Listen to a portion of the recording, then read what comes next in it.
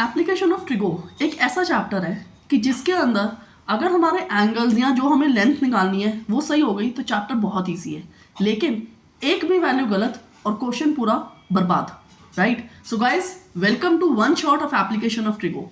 आज इसमें हम हर चीज़ को लॉजिकली स्टेप बाय स्टेप समझेंगे, whether we talk about angle of elevation, angle of depression, कोई पर्टिकुलर एक वैल्यू निकालनी है या कुछ भी निकालना हो, हम हर चीज़ को स्टेप बाय स्टेप ध्यान से करेंगे। And in this video we are going to cover the questions, examples from NCERT, important questions of NCERT, few important questions from exemplar and then PYQs। सबसे इंपॉर्टेंट चीज इस चैप्टर की इस साल की वेटेज है 4 number, that means case study पक्का है। लेकिन अगर हम PYQs देखें, केस स्टडीज तो ज्यादातर आती ही हैं इस चैप्टर से, बट ऐसा नहीं है कि इस चैप्टर से और कोई क्वेश्चन नहीं आते। It can be a 3 marker, it can be a 5 marker also. Yes, chapter की वेटेज इस साल की 4 नंबर की है, बट स्टिल वो चीज़ थोड़ी सी घूम भी सकती है, तो हम हर तरह के क्वेश्चन की प्रैक्टिस करेंगे and we are going to cover each and every PYQ of last 3 years in this video itself. So let's start.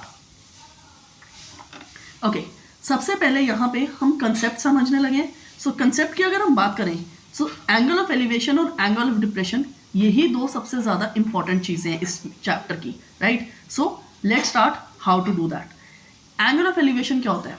Angle of elevation वो एलिवेशन होता है जब हम किसी चीज को ऊपर देखते हैं। ऊपर देख रहे हैं मतलब अगर हम यहां पे खड़े हैं, इस पॉइंट पे अगर हम खड़े हैं, right, and I am looking at the peak of this vertical line, तो ये जो एंगल यहां पे बन रहा है ना, मैंने इसको नाम दे दिया alpha. This angle is angle of elevation. Okay, अब यही चीज अगर मैं ऊपर वाले पॉइंट पे खड़ी हूं और मैं इस नीचे वाले पॉइंट को देख रही हूं, let me name them A and B। Okay, अब मैं अगर A पॉइंट पे खड़ी हूं और मैं नीचे B को देख रही हूं, तो जो एंगल वहां पे फॉर्म होगा that is angle of depression, और ये मैंने इसको नेम दे दिया बीटा। ठीक, ये हमारा एंगल क्या हो गया? Angle of depression.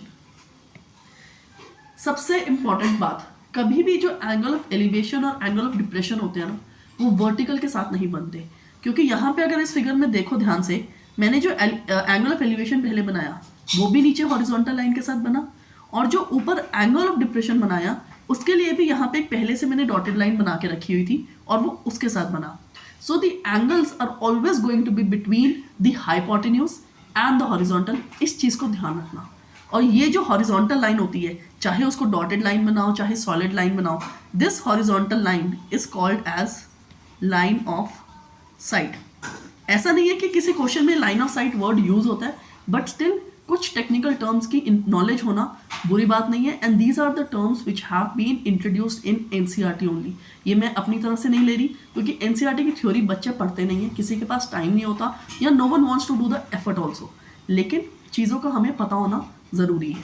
फाइन, तो ये लाइन ऑफ साइट होती है हॉरिजॉन्टल लाइन, और उसके साथ ही हमारा एंगल ऑफ एलिवेशन और एंगल ऑफ डिप्रेशन बनता है। बहुत सारी सिचुएशंस ऐसी होती हैं कई क्वेश्चंस में जहाँ पे वी फील इंक्लाइंड कि नहीं यार वर्टिकल के साथ एंगल बन रहा है, बट अगर एंगल बन भी रहा है तो एंगल ऑफ एलिवेशन और वो एंगल ऑफ डिप्रेशन नहीं कहा जाएंगे, वो कोई नॉर्मल एंगल कहा सकते हो। जैसे अगर फॉर एग्जाम्पल मैं यहाँ पे कह दूँ कि मेरा कुछ एंगल है रैंडम 30 डिग्री, राइट, लेकिन अगर मुझे क्वेश्चन सॉल्व करना है और मुझे एलिवेशन चाहिए या डिप्रेशन चाहिए, I have to calculate the remaining angle. 90 में से मैं माइनस करूंगी तो ये 60 आ जाएगा, तो ये 60 ही मेरा एंगल ऑफ डिप्रेशन बनेगा, वो 30 नहीं बनेगा। ये बहुत इंपॉर्टेंट चीज़ है और इसको हमेशा ध्यान रखना। फाइन, तो मेन चीज़ें इस चैप्टर की ये थी। Fine, now we will start with the important example of this chapter. So let's begin. Okay, now starting with the example 3. See, I have picked up only important examples from the NCERT. अगर आपको सारे examples की practice करनी है, नीचे link attached है मेरे previous video का of application of trigo, you can refer to that. तो एग्जाम्पल 3 स्टार्ट करते हुए let's read that. An observer 1.5 metre tall is 28.5 meters away from a chimney. The angle of elevation of the top of the chimney from her eyes is 45. What is the height of the chimney? पहले सबसे पहले figure बनाते हैं। देखो, अगर ये question इसकी worth 3 marks की है रैंडमली, राइट, तो 3 मार्क्स में एक नंबर फिगर का होगा। दैट फिगर क्या बनाई है आपने, कैसे बनाई है, and when we talk about the figure, application of trigo की, you need to use scale, you need to use pencil in order to make that, right. तो अब यहाँ पे चलो ऑब्जर्वर 1.5 मीटर टॉल है, तो ये हमारा ऑब्जर्वर हो गया 1.5 metre. Okay, she is 28.5 metres away from the chimney. तो ये हमने डिस्टेंस ले लिया 28.5 मीटर्स अवे. चिमनी है एक, that means it is a taller length. ये चिमनी हो गई. The angle of elevation of the top of the chimney from her eyes. देखो आइज वी कंसिडर कि ऑब्वियसली आइज हमारे सर से थोड़ी सी नीचे होती हैं, लेकिन जब हम इस चैप्टर की बात करते हैं तो हम भी कंसिडर कि आइज बिल्कुल टॉप पे हैं एंड यहां से आपका पॉइंट स्टार्ट होता है which is for angle of elevation. Okay, तो ये एंगल ऑफ एलिवेशन हमें कहा गया 45 डिग्रीज. ये सारी इंफॉर्मेशन हमने बना दी. अब लेबल कर रही हूं मैं पहले इसको. सो ए बी सी डी ई, ये हो गया. अब सी डी हमारा 28.5 है, तो जो हॉरिजॉन्टल है वो बीई भी उसके पैरेलल जाएगा बिकॉज हॉरिजॉन्टल डिस्टेंस है. ओके, तो ये भी आपका 28.5 हो गया. और बी सी हमारी जो हाइट ऑफ द ऑब्जर्वर है दैट इज 1.5, तो उसके पैरेलल ईडी जा रहा है, that is also going to be 1.5. And question में क्या कहा है? क्वेश्चन में कहा है हाइट ऑफ द चिमनी, और चिमनी की अगर हम पूरी लेंथ देखें that is complete length AD. तो हमें यहाँ पे पूरा एडी निकालना है. ओके, एडी फाइनल आंसर जाएगा, लेकिन हम स्टार्ट क्या करेंगे? हमारे पास सिर्फ एक राइट एंगल ट्रायंगल है यहाँ पे, हम उसी में काम करेंगे और इवेंचुअली उसी के थ्रू हम हाइट ऑफ द चिमनी भी निकालेंगे. So let's start that. In triangle A B E, right angle triangle एक है यहाँ पे, ये वाला. ठीक, अब इसके अंदर मेरे पास बेस एग्जिस्ट करता है, एंगल एग्जिस्ट करता है, और मुझे निकालना क्या है? परपेंडिकुलर डिस्टेंस निकालना है. तो वो कैसे निकलेगा? टैन यूज करके.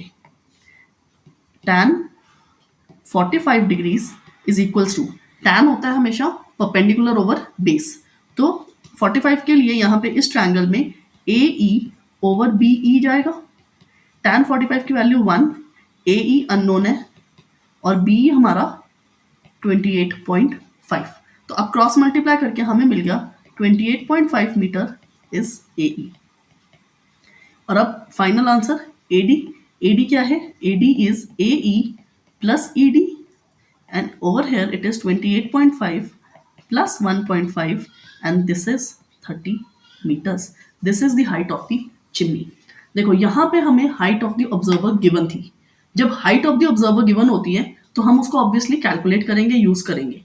लेकिन देर आर मेनी क्वेश्चंस जहाँ पे हाइट ऑफ द ऑब्जर्वर को कोई इंपॉर्टेंस नहीं दी जाती. आपको सिर्फ कहा जाता है कि ऑब्जर्वर इज ऑब्जर्विंग समथिंग, फलाना फलाना दूर दूर कोई ऑब्जर्व कर रही है चीज. तो वहां पे हम हाइट ऑफ द ऑब्जर्वर को बिल्कुल इग्नोर कर देते हैं and we consider that observer is negligible actually. और उस केस में आपका एंगल ऑफ एलिवेशन बिल्कुल ग्राउंड लेवल से स्टार्ट होता है. तो it depends upon the question. अगर उसमें हाइट गिवन है तो we will consider, otherwise we will consider it negligible. उस पर ध्यान हम नहीं देंगे. ठीक है, तो ये एक एग्जाम्पल था और ये हाइट ऑफ द ऑब्जर्वर की वजह से ही मैंने इस वीडियो में इंक्लूड किया है. Okay, now starting with the next question. This is example 5.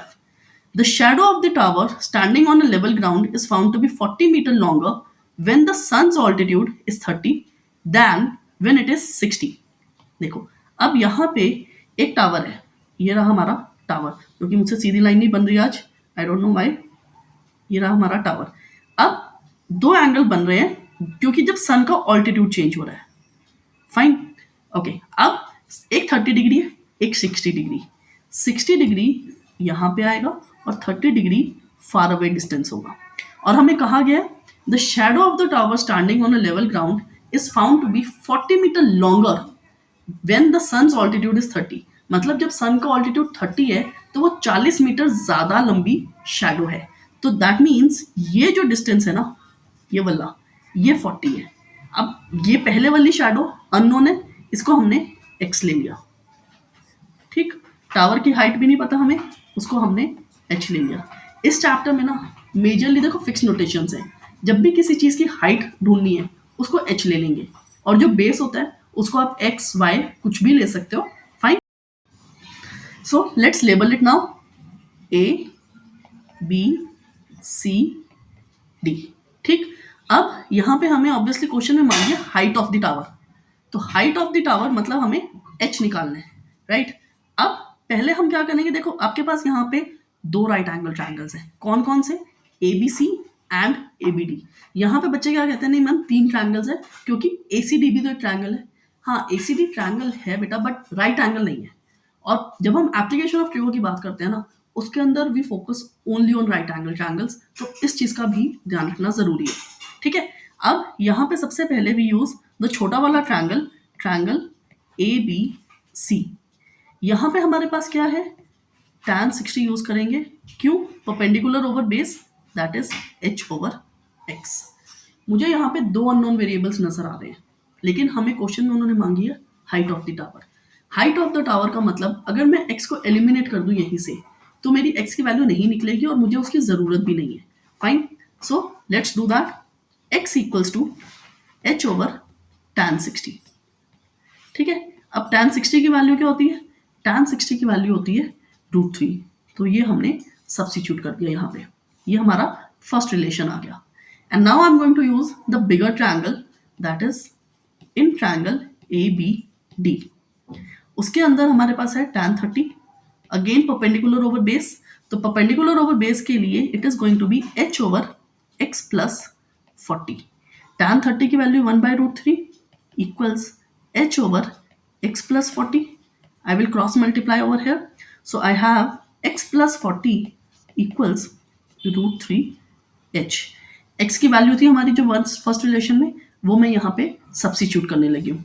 So that comes out to be h over √3 plus 40 equals √3h। अब ये इस रिलेशन को, पूरे इक्वेशन को देखो, एक single variable that is h उसमें बन गई और हमें इवेंचुअली h की ही वैल्यू चाहिए। x यूज किया था, यूज एंड थ्रो किया हमने, उसको निकाल दिया, राइट। तो सॉल्व करेंगे अब। I will have h plus, sorry just a moment, 40√3 whole divided by √3 equals to √3h। तो अब ये √3 उधर चला जाएगा, h प्लस 40√3 इक्वल्स 3h बन गया, क्योंकि √3 इंटू √3 इज 3। अब जो लेफ्ट वाला h है वो उधर जाके सब्ट्रैक्ट हो जाएगा। This comes out to be 2h। अब 2 इधर डिवाइड होगा and we get the value of the height of the tower as 20√3 meter. ये रहा हमारा फाइनल आंसर। और इस क्वेश्चन को आप लोग यहीं पे छोड़ सकते हो 20√3। हाँ, लेकिन अगर क्वेश्चन के एंड पे वो कह देते हैं कि √3 इज इक्वल्स टू 1.732, या फिर कई बारी ना CBSE के स्टार्टिंग की इंस्ट्रक्शन जरूर पढ़ना, उसमें वहां पे मैथ्स के पेपर में लिखा होता है use pi is equals to 22/7 unless otherwise stated, use the value of √3 wherever it comes as 1.732।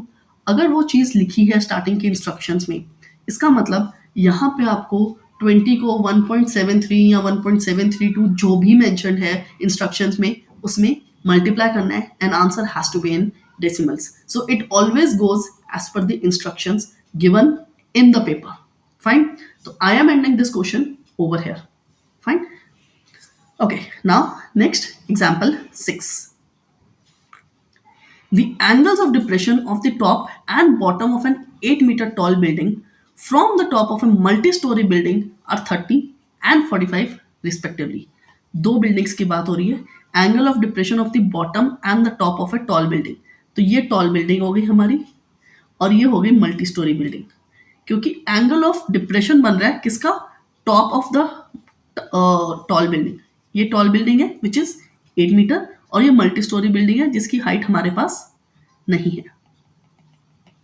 ये देखो, ये ऐसे कुछ फिगर बनेगी। कैसे बन जाएगी ये देखो, ये टॉल बिल्डिंग थी, उसमें हमें कहा गया कि उसका डिप्रेशन टॉप से भी है बॉटम से भी है। ओके, अब टॉप का कितना है angle of depression? That is 30। Angle of depression 30 degree, मतलब टॉप का एंगल ये 30 डिग्री जा रहा है। Okay, and angle of depression for the bottom of the tower is 45 degree. ये एंगल्स हमें गिवन है। अब एक चीज देखो, ये एक लाइन, ये एक line, they both are parallel. तो अगर ये एंगल ऑफ डिप्रेशन मेरा 30 है, तो ये वाला एंगल भी तो 30 हो जाएगा because of alternate angles, right. तो सेम कंसेप्ट इस चैप्टर में फ्रीक्वेंटली यूज होता है and this is what we get over here. ये एंगल हमारा 30 हो गया बिकॉज ये डॉटेड लाइन जो यहाँ पे बनाई है मैंने, that is parallel to the red line. And similarly angle of depression for the foot of the tower was 45, तो ये वाला एंगल भी 45 हो जाएगा with the ground level. Okay, ये दो एंगल्स मिल गए हमें। ऐसा नहीं है कि हम डिप्रेशन से काम नहीं कर सकते, डिप्रेशन को भी यूज करके काम कर सकते हैं, but I M in the habit of converting दम इनटू एलिवेशन, क्योंकि सीधा ट्रायंगल लगता है। अगर हम डिप्रेशन वाले एंगल को सिर्फ यूज करें, ट्रायंगल हमारा उल्टा बनता है और उसमें कुछ सेकंड्स एक्स्ट्रा लगते हैं दिमाग को प्रोसेस करने में। ओके, अब हमें निकालनी है find the height of the multi storey building and the distance between the two buildings. तो डिस्टेंस को मैंने ले लिया x, ये x है। अच्छा, यहाँ पे ना हाइट हम कितने पार्ट को लेंगे, जस्ट अ सेकेंड, हाइट हम ले लेंगे, हाँ, हाइट हम लेंगे सिर्फ ऊपर वाला पार्ट एंड दैट इज इतना, ये चीज 8 है, बिकॉज इतना डिस्टेंस पैरेलल है उस टॉल बिल्डिंग के। So let's label the figure first, A B C D. मुझे लेबलिंग से ना इजी रहता है ट्रायंगल को रेफर करना, उससे क्लैरिटी ऑफ थॉट नजर आती है कि हम इस ट्रायंगल में इस टाइम काम कर रहे हैं, और जो आपका पेपर चेक करेगा उसको भी पता है यार इस ट्रायंगल में काम किया है, तो ये कैलकुलेशंस आंसर में मिलनी चाहिए। Fine, starting with the triangle having a height of 45 in triangle ACD, tan 45 फिर से that is equals to h plus 8, क्योंकि परपेंडिकुलर जो हाइट है कंप्लीट बड़े वाले ट्रायंगल के लिए वो h प्लस 8 है। फाइन, तो h plus 8 divided with x। अब यहाँ पे आप किसी भी चीज को एलिमिनेट करो उससे कोई फर्क नहीं पड़ेगा, क्यों, हमें h भी निकालना है, हमें x भी निकालना है।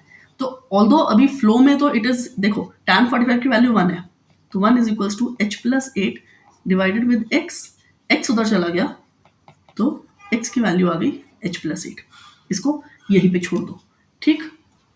ओके, तो अब इन ट्रायंगल छोटा वाला दैट इज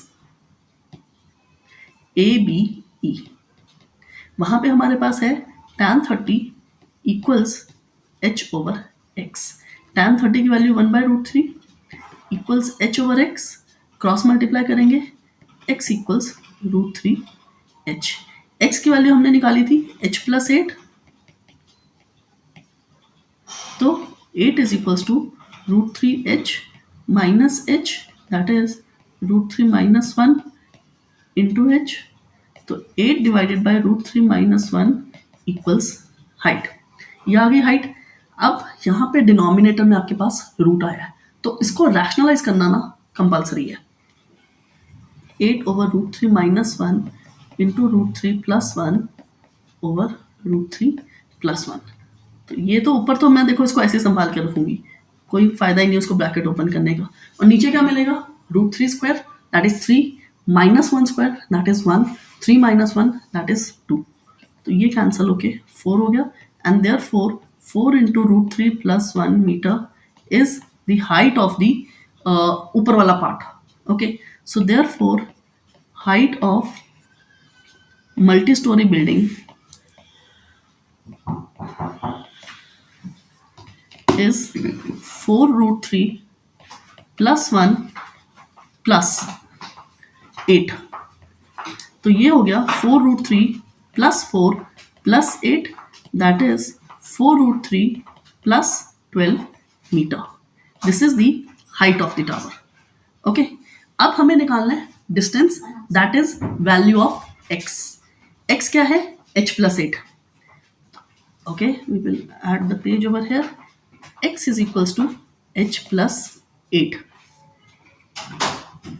ओह, तो दैट मीन्स जो हमने अभी वैल्यू निकाल दी है, ये height of the building that is the same as the distance, because ये चीज देखो यहाँ पे ये 45 एंगल था ना, 45 एंगल का मतलब होता है it is an isosceles triangle, तो जितनी ये हाइट है उतना ये डिस्टेंस हो गया, and therefore the value of x also comes out to be 4√3 plus 12 meter, and ये था हमारा इजी पीजी क्वेश्चन।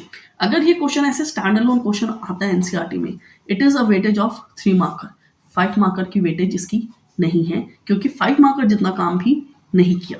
5 मार्कर वाले क्वेश्चन अभी आगे आएंगे तब पता चल जाएगा। Okay, so let's move on with the next question. Okay, now that was all with the examples. Now we are starting with few questions from NCERT unsolved. एक ही एक्सरसाइज है, उसमें से भी I have picked up only important questions to be done in one shot. Okay, so ये रहा. Two poles of equal heights are standing opposite each other on either side of the road which is 80 meter wide. देखो sentence पढ़ते पढ़ते उसके according बनाते हैं.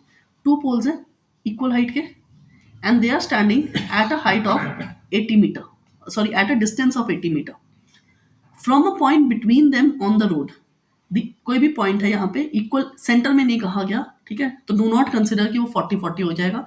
Somewhere they have said between on the road, तो road के बीच में कहीं पे भी. The angles of elevation of the top of the poles are 60 and 30. तो इस पॉइंट से दो एंगल ऑफ एलिवेशन बन रहे हैं दोनों पोल्स के टॉप पे. एक 60 ले लो और एक 30. ये हो गया. Find the height of the poles and the distance of the point from the poles. अब ये h है, ये भी h है, क्योंकि दोनों पोल्स इक्वल है. ओके, और ये जो था ना 80, ये कंप्लीट डिस्टेंस था बिटवीन द पोल्स. अब यहाँ पे क्या करेंगे हम, इतना हमने x ले लिया, तो रिमेनिंग डिस्टेंस कितना हो जाएगा 80 माइनस एक्स. ये हो गया. Fine, let's label A B C D E. सीधे साधे दो राइट एंगल ट्रायंगल्स हैं आपके पास, दोनों में लगेगा आपका angle and the respective trigonometric ratio which is probably tan only over here. उसको सॉल्व करना है and you will get the answers. कुछ भी टेढ़ी चीज नहीं है इस क्वेश्चन में. सो इन ट्रायंगल ए बी सी, अब यहां पे क्या आता है, tan 30 equals h over x. हमें सब कुछ निकालना है, x भी निकालना है, h भी निकालना है. तो tan 30 की value 1/√3 h upon x. x हो गया √3 इंटू हाइट. ये आ गया. अब दूसरे ट्रायंगल पे चलते हैं. In triangle E C D we get tan 60 equals h over 80 minus x. tan 60 की वैल्यू √3, 80 माइनस एक्स, √3 के साथ मल्टीप्लाई करेंगे 80 माइनस एक्स को and we get equals to height. x की वैल्यू हमने निकाली थी already, so we will substitute that equals height. फिर से हमारी एक इक्वेशन बन गई just in terms of h. तो 80√3 minus 3h equals h. √3 into √3 becomes 3. ठीक है, तो 80√3 equals h plus 3h.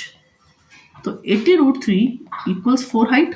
अब 4 से डिवाइड करेंगे तो सिर्फ 20√3 बचती है height of the tower. Height of the tower हमारी आ गई. अब हमें x की वैल्यू निकालनी है, और x क्या था, x था √3 into height which is 20√3. So 20 into 3 and therefore x comes out to be 60. देखो हाइट ऑफ द टावर आ गई, x की वैल्यू आ गई. तो अब यहाँ पे क्या लिख देंगे हम, therefore distance between poles from that point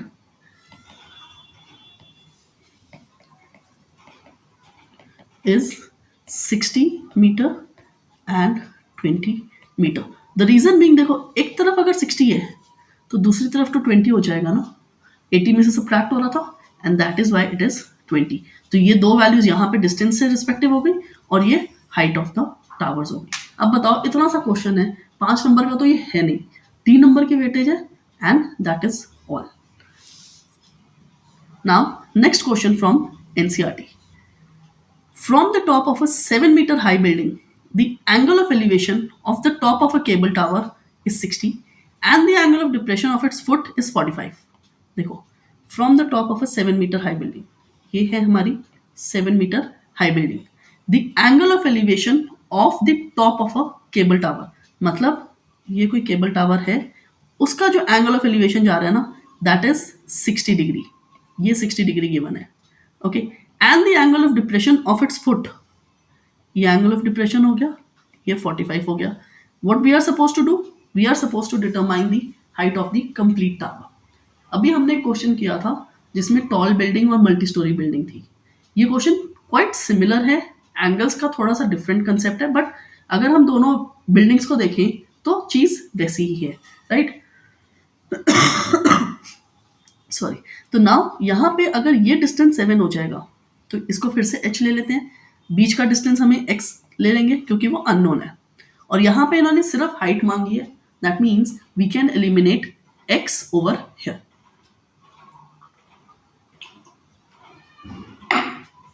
तो अब यहाँ पे पहले सबसे पहले labeling A B C D E। देखो मेरे वीडियोस में ना मैं हमेशा ये कोशिश करती हूँ जो भी बेस्ट प्रैक्टिसेस हैं उस चीज़ को हम ध्यान दें और उस चीज़ को हम यूज़ करें so that we can share that. In triangle BCD, in triangle BCD angle, सबसे पहले ये एंगल 45 था तो ये एंगल भी तो 45 हो जाएगा। Okay, so tan 45 equals 7 over x। tan 45 की value 1, 7 over x, that means x की वैल्यू आ गई 7। So the distance between the building and the cable tower is 7 meter. काम बहुत आसान हो गया। अब हम चलते हैं दूसरे ट्रायंगल पे, और दूसरा कौन सा ट्रायंगल, यहाँ पे हमारे पास दो और राइट एंगल ट्रायंगल्स हैं, एक तो ये है और एक ये है, लेकिन हम सिर्फ ऊपर वाला यूज करेंगे। क्यों? उसके अंदर x भी है h भी है, और x की वैल्यू तो हमारी ऑलरेडी 7 आ गई तो h आ जाएगा अब directly. In triangle ABE what we have is tan 60, tan 60 is equals to h over x। ठीक, tan 60 की वैल्यू √3, h अननोन, x 7, 7 √3 आ गई हमारी हाइट जो ऊपर वाला पार्ट है, and therefore the height of tower is equals to 7 √3 plus 7।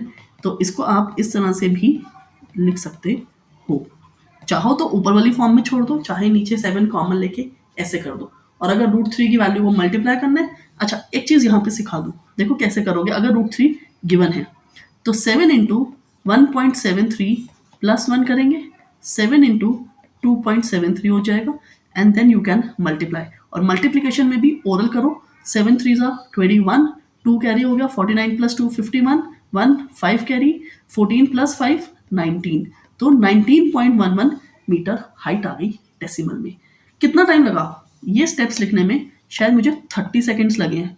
ठीक है, कैलकुलेशंस को इजी रखना सीखो, and when you are practising try to indulge in as much as oral single digit multiplication, it is going to help you in the longer run. Okay, अब last question from the NCERT, इसके बाद हमारे पास है PYQs। Okay, a straight highway leads to the foot of a tower. A man standing at the top of the tower observes a car at an angle of depression of 30 degree। चलो पहले तो इसके according काम कर लें कि देर एक बंदा खड़ा है टावर पे। The straight highway leads to the foot of a tower. A man is standing at the top of the tower observes an car at an angle of 30 degree। ये हमारा 30 डिग्री है और ये उसको गाड़ी नजर आ रही है यहाँ पे। ओके, ये रही हमारी गाड़ी which is approaching the foot of the tower, मतलब इस डायरेक्शन में at a uniform speed। 6 seconds later the angle of depression of the car is found to be 60। यार ऑब्वियसली जब गाड़ी यहाँ पे है और यहाँ से यहाँ जा रही है तो एंगल तो चेंज हो जाएगा, right. Now the angle has turned out to be 60 degree. ये 60 डिग्री हो गया, और क्या दिया है हमें यहाँ पे? 6 सेकेंड्स। 6 सेकेंड्स के टाइम में गाड़ी इतनी यहाँ से यहाँ चली गई। Find the time taken by the car to reach the foot of the tower from this point। मतलब इस पॉइंट से लेके यहाँ तक जो गाड़ी जा रही है ना टावर तक, वो कितने टाइम में जा रही है। ओके, इस क्वेश्चन में स्पीड डिस्टेंस टाइम का कंबाइंड कंसेप्ट यूज होगा along with obviously trigo, but चीज़ें ईजी हैं, कॉम्प्लिकेटेड नहीं है बिल्कुल। कैसे? देखो, speed is equals to distance upon time होता है। स्पीड हमें कहा है कांस्टेंट, डिस्टेंस हमें निकालना है। डिस्टेंस जब निकल आएगा तो स्पीड तो कांस्टेंट है, तो उसकी हेल्प से हमें टाइम भी मिल जाएगा। पहले let the constant speed equals be S. Speed को ऐसे ही रहने देंगे, चीज़ों को रेफर करना इजी हो जाता है। ओके, फिगर को हमने लेबल नहीं किया, ABCD ये हो गया। अब यहाँ पे 6 सेकेंड्स का था। ओके, देखो CD over 6 is equals to S। CD over time, time is 6 seconds, speed is S, तो सी डी कितना आ गया यहाँ पे, C D is equals to 6s आ गया, that is the distance. Okay, ये 6s हो गया। अब ये हाइट है, ये x है, अननोन है, हमें सिर्फ टाइम निकालना है BC के बीच का इवेंचुअली। ओके, तो अब इन ट्रायंगल हम पहले यूज करेंगे ABC। We get tan 60 is equals to h over x, √3 equals h over x, √3x equals h। मुझे यहाँ पे हाइट से कोई मतलब नहीं है, तो मैं हाइट को एलिमिनेट करूंगी। अभी तक हम हमेशा जनरली x को एलिमिनेट करते थे, अब यहाँ पे हाइट को एलिमिनेट करेंगे। ओके, नेक्स्ट इन बड़ा वाला triangle that is ABD, what we have is tan 30 equals h over x plus 6s, क्योंकि जो CD का डिस्टेंस है वो 6s है। ठीक है, tan 30 की वैल्यू 1/√3, हाइट क्या आई थी √3x, और नीचे है x प्लस 6s। तो अब क्रॉस मल्टीप्लाई करेंगे, x plus 6s equals √3 into √3 3x, 6s is equals to 3x minus x that is 2x, तो 3s is equals to x। मतलब जो डिस्टेंस है BC का वो आ गया हमारा 3s। अब ध्यान से देखना इस चीज को, speed is equals to distance upon time. Okay, speed s है, डिस्टेंस हमारा आया 3s अपॉन t, तो t कितना आ गया 3s अपॉन s कैंसिल होके टाइम आ गया 3 seconds. That means the distance covered by the car from point C till the tower is 3 seconds and that is all. ये question इसलिए important है because इस पे बेस्ड कई चीजें एग्जिस्ट करती हैं। इट्स कंसेप्ट पे based where we are combining application of trigo and speed distance time. ठीक, now we will move on with PYQs। Okay, oh not PYQ but अभी हमें एग्जाम्पलर के क्वेश्चंस करने हैं, right? So the angle of elevation of a cloud from a point h meters above the surface of a lake is theta and the angle of depression of its reflection in the lake is phi। ये question ना boards में अगर आप पिछले 10 सालों में देखोगे शायद एक आधी बारी आया होगा, बट ये प्री बोर्ड्स के लिए ना बहुत हॉट फेवरेट है टीचर्स का। चाहे इस पर्टिकुलर क्वेश्चन की बात करो या फिर इसका एक और वर्जन एग्जिस्ट करता है अपार्ट फ्रॉम NCERT और एग्जाम्पलर जिसमें वैल्यूज डली हुई हैं, वो आपको बाकी डिफरेंट सारी बुक्स में मिल जाएगा, राइट? तो ये क्वेश्चन प्री बोर्ड्स के लिए जरूर हॉट फेवरेट है, तो प्री बोर्ड्स में अच्छे मार्क्स के लिए जरूर इसको अच्छी तरह से प्रैक्टिस कर लेना। So let's start with over here the angle of elevation of a cloud from a point h metres above the surface of a lake. देखो कितनी चीजें हैं, लेट्स हाईलाइट द कीवर्ड्स।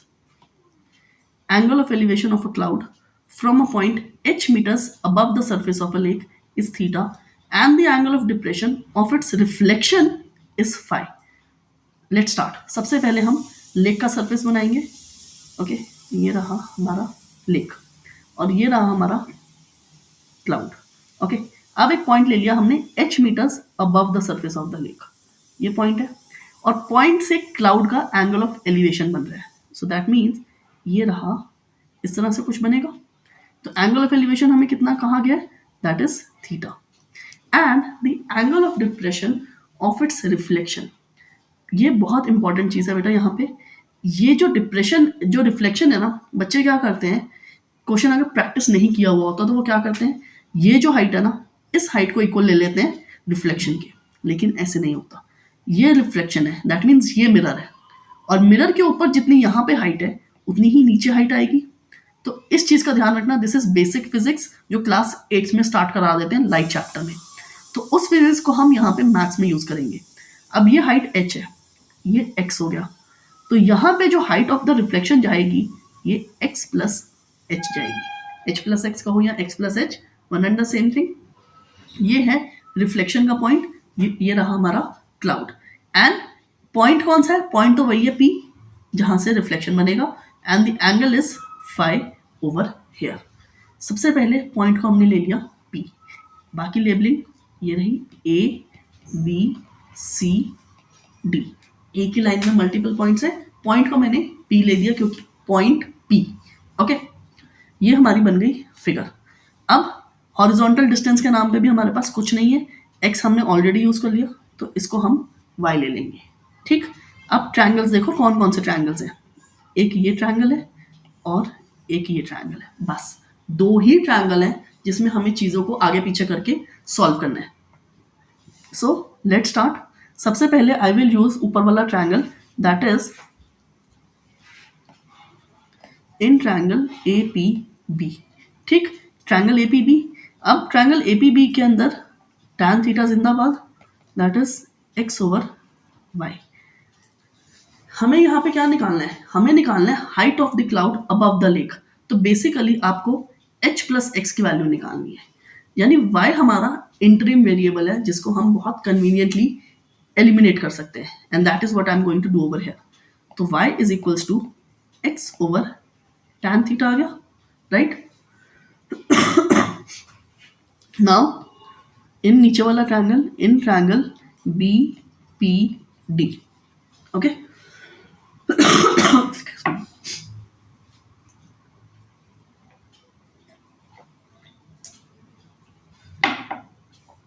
अब नीचे वाले ट्रायंगल में what we have is tan phi। अब यहाँ पे ना ट्रायंगल आपका उल्टा हो रहा है, तो उसके हिसाब से प्लीज ध्यान देना। परपेंडिकुलर क्या है, परपेंडिकुलर है h plus x plus h, okay. h plus x, h बोलते बोलते भी मैंने पहले x लिखा है, okay. And what is the horizontal, that is same as y। तो y को हमने एलिमिनेट किया था, y is equals to x plus 2h divided by tan phi। ये फर्स्ट और ये सेकंड। अब दोनों y के इक्वल है तो दोनों को हमने इक्वेट कर देंगे। इक्वेट करेंगे तो हमें क्या मिल रहा है, x over tan theta equals x plus 2h over tan phi। ये 2 इक्वेशंस आ गई, इसको हमें सिंप्लीफाई करना है such that we get the value of x। देखो y तो बिल्कुल ही इंट्रिम था, एलिमिनेट कर दिया। अब x भी एलिमिनेट करना है, क्योंकि द रीजन बीइंग क्वेश्चन के एंड में उन्होंने क्या मांगा है, that is in terms of h phi and theta. x उसके अंदर कहीं एग्जिस्ट नहीं करता, x मैंने अपने पास से लिया है, और जो चीज़ हम अपने पास से लेते हैं ना वो फाइनल आंसर का पार्ट नहीं होती, वेरिएबल वो फाइनल आंसर का पार्ट कभी नहीं होता, ओके। तो क्रॉस मल्टीप्लाई करेंगे, we get x into tan phi equals x plus 2h into tan theta. ठीक, तो x tan phi equals x tan theta plus 2h tan theta. ये मेरे को एक्सपैंड इसलिए करना पड़ा क्योंकि मुझे x दोनों एक साइड पे चाहिए। So moving on with that, we get x tan phi था ना पहले, minus x tan theta equals 2h tan theta, okay. x common आ गया, tan phi minus tan theta equals 2h tan theta. तो x की value क्या हो गई, 2h tan theta over tan phi minus tan theta. ये आ गई हमारी x की वैल्यू। ठीक, लेकिन क्वेश्चन खत्म नहीं हुआ अभी। ये क्वेश्चन होता है ना पूरा 5 नंबर का होता है। द रीजन बीइंग जो फिगर है, फिगर इतनी ज्यादा इंपॉर्टेंट है, एक चीज इधर की उधर हुई and your question is blunder. So figure की यहाँ पे आराम से 1.5 नंबर वेटेज होती है, और बाकी चीजें इतनी हम सॉल्व कर रहे हैं तो 5 नंबर के लिए क्वेश्चन का कंसेप्ट इज एब्सोल्युटली वर्थ। अब हमें क्या निकालना था, देखो हमें निकालना है h प्लस एक्स। तो x की वैल्यू आ गई, that means for the height of the cloud above the lake we need to add h in x, and that is what we are going to write. Height of cloud is equals to h plus x. So let's start with that. H plus 2h tan theta upon tan phi minus tan theta. अब LCM लेंगे, जब LCM लेते हैं ना इस h को इससे multiply करेंगे, okay. So what we get is h tan phi minus tan theta equals plus 2h tan theta whole over tan phi minus tan theta। ठीक, bracket expand, tan phi minus h tan theta plus 2h tan theta यहाँ पे देखो like terms हो गई हमारे पास इकट्ठी ऊपर, and we can simplify them. कौन सी लाइक टर्म्स हुई? ये h tan theta, 2h tan theta, एक नेगेटिव एक positive, so that means we are going to add them. h tan phi plus h tan theta over tan phi minus tan theta। So final answer हमारा क्या जा रहा है? h equals sorry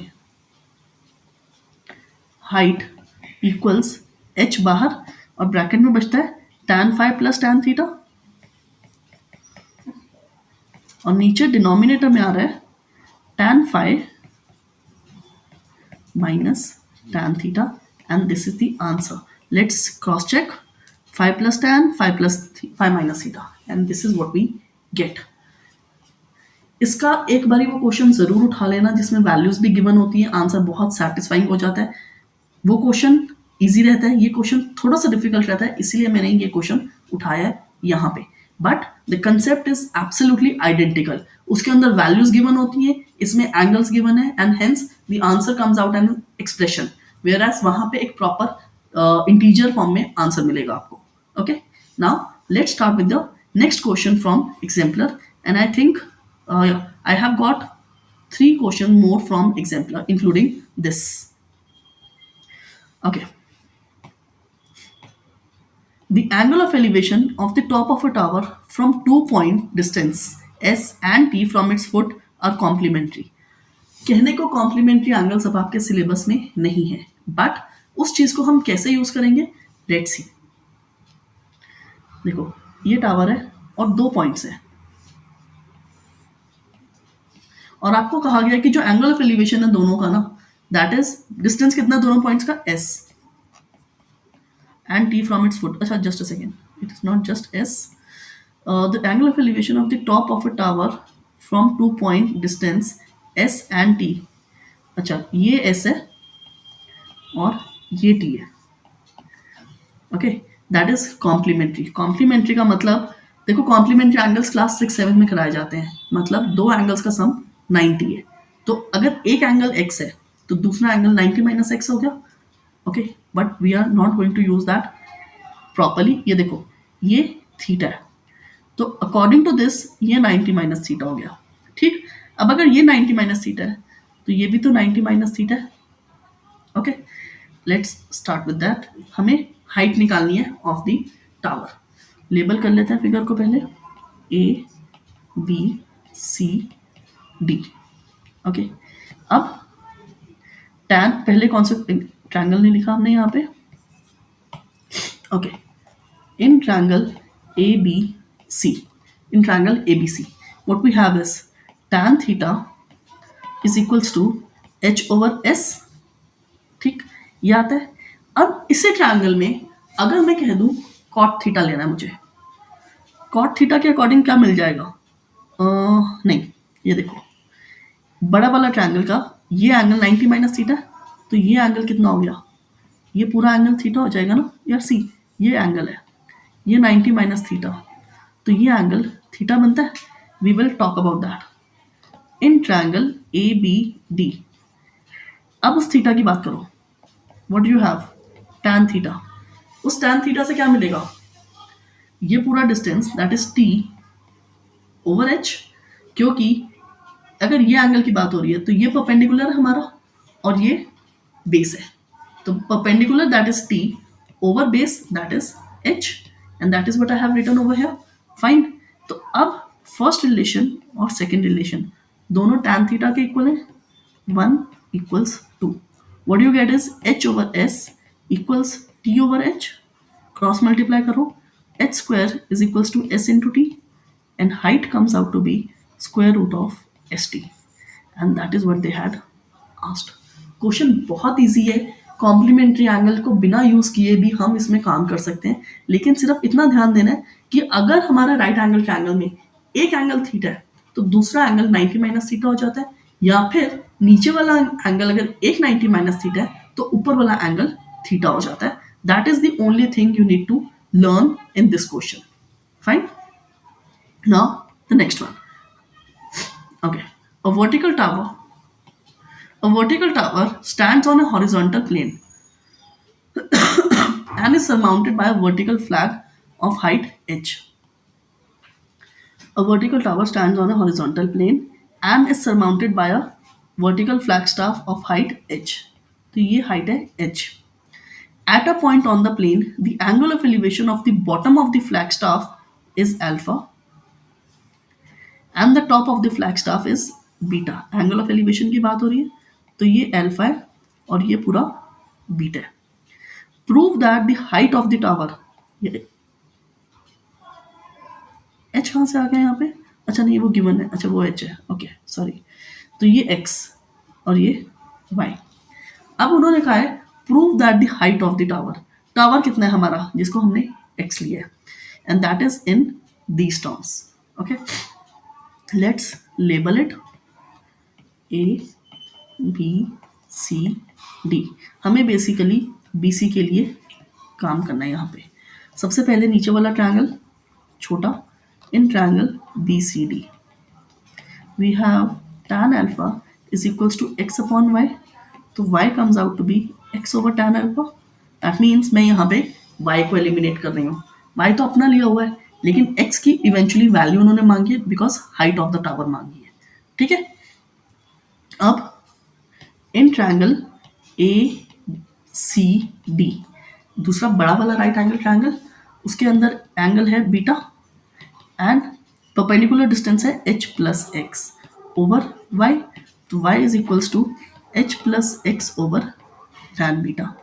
अब ये दोनों रिलेशंस फिर से y के इक्वल आ गए, तो 1 इक्वल्स 2. अब 1 इक्वल्स 2 करते हैं अगर हम, तो हमें क्या मिलता है, x over tan alpha equals h plus x over tan beta. ठीक, क्रॉस मल्टीप्लाई करेंगे, x tan beta equals x tan alpha plus h tan alpha. इधर उधर लिख दिया मैंने, but it doesn't matter. So x tan beta minus x tan alpha equals h tan alpha. हमें x की value निकालनी है. ओके, तो x कॉमन लिया, tan beta minus tan alpha equals, what do we get,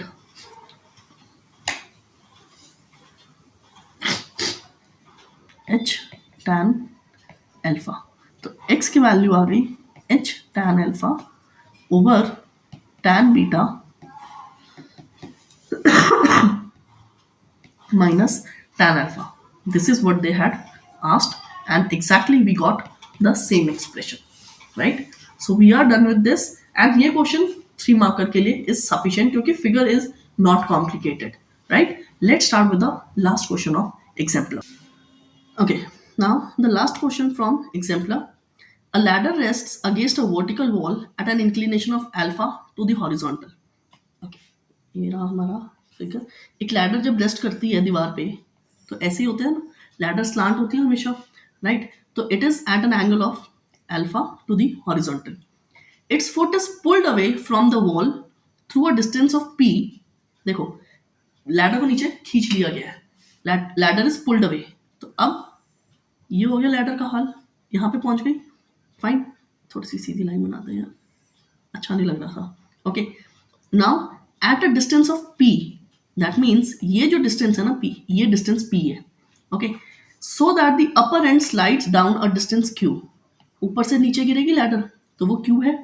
fine, and then the ladder makes an angle beta to the horizontal. अब ये angle beta है. ठीक, हमें ये शो करना है एक रिलेशन p बाय q का. देखो इस क्वेश्चन को करने के ना बहुत तरीके होते हैं, लेकिन जिस तरीके से मैं करा रही हूँ it is actually the shortest way over here and conceptually बिल्कुल ईजी रहेगा.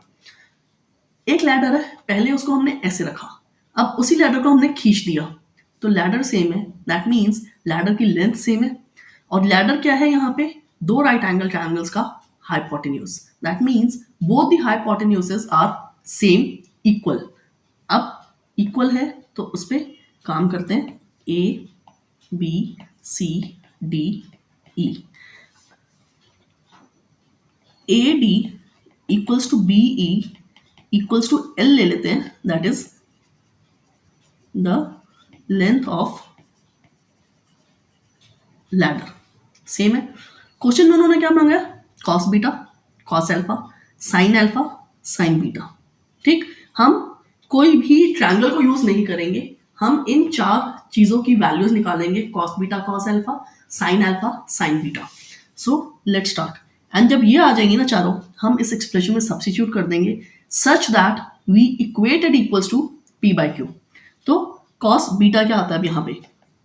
कॉस बीटा क्या होता है? सबसे पहले कॉस होता है कॉस होता है base over hypotenuse, right? Base क्या है कॉस बीटा के लिए? It is C E over hypotenuse, that is L. C E क्या है? C E is C D plus P over L. ये आ गया, इतना ही छोड़ दो। ठीक, अब cos alpha C D upon L, base over hypotenuse तो सेम है, चाहे ट्रायंगल कोई भी हो, दोनों राइट एंगल ट्रायंगल्स का हमारा हाइपोटेन्यूज सेम है, तो it is C D over L. ये हो गया हमारा कॉस। अब यहीं पे हम अपने साइन को भी सॉर्ट कर लेते हैं। साइन अल्फा का मतलब ए सी ओवर एल, और ए सी क्या है? A C is Q plus B C over L. Now similarly sine beta is just B C over L. Perpendicular over hypotenuse होता है ना, तो ये चारों एक्सप्रेशंस आ गए। अब इन चारों की वैल्यूज हम जो इन्होंने राइट साइड का एक्सप्रेशन दिया है उसमें सब्स्टिट्यूट करेंगे। तो हमारे पास यहाँ पे है cos beta minus cos alpha over sine alpha minus sign beta. इसमें चारों सब्स्टिट्यूट करते हैं। सब्स्टिट्यूट करने पे हमें क्या मिलेगा? Cos beta is C D plus P over L and alpha is C D over L. अब साइन अल्फा क्या था? Sine alpha is A C over L, if I remember it correctly. Sorry, sine alpha Q plus B C, पता नहीं क्या याद है, Q plus B C over L and sine beta is B C over L. आ गया। अब अगर आप ये देखो इस एक्सप्रेशन में, सिर्फ इतने पार्ट में देखो, चार रेशियोज लिखे हैं, चारों रेशियोज में उनके डिनोमिनेटर्स जो हैं, चारों के डिनोमिनेटर्स एल है। That means I can take that out from top as well as bottom. तो 1 बाय एल ऊपर कॉमन आएगा, बचता है हमारे पास C D plus P minus C D upon 1 by L Q plus B C minus B C. तो 1 by L cancel हो गया, यहाँ पे सी डी कैंसिल, यहाँ पे बी सी कैंसिल, क्या बचता है? P by Q. Hence proved. ये क्वेश्चन ना स्मार्टली करने वाला है। This question actually needs tactics, क्योंकि अगर हम इसमें राइट एंगल ट्रायंगल्स के साथ सॉल्व करना शुरू करें, पी की वैल्यू निकालने की कोशिश करें, क्यू की वैल्यू निकालने की कोशिश करें, भाषण बनेगा।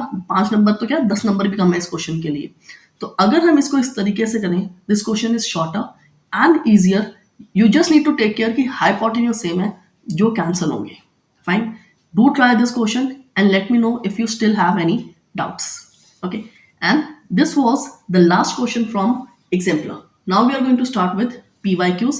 और अगर हम PYQs को देखें, देखो सबसे पहले मैंने उठाया लेटेस्ट से लेके हम पुराने में जाएंगे। तो 2025 के सैम्पल पेपर का क्वेश्चन है ये, जो अभी सितंबर में रिलीज हुआ था। So let's start that.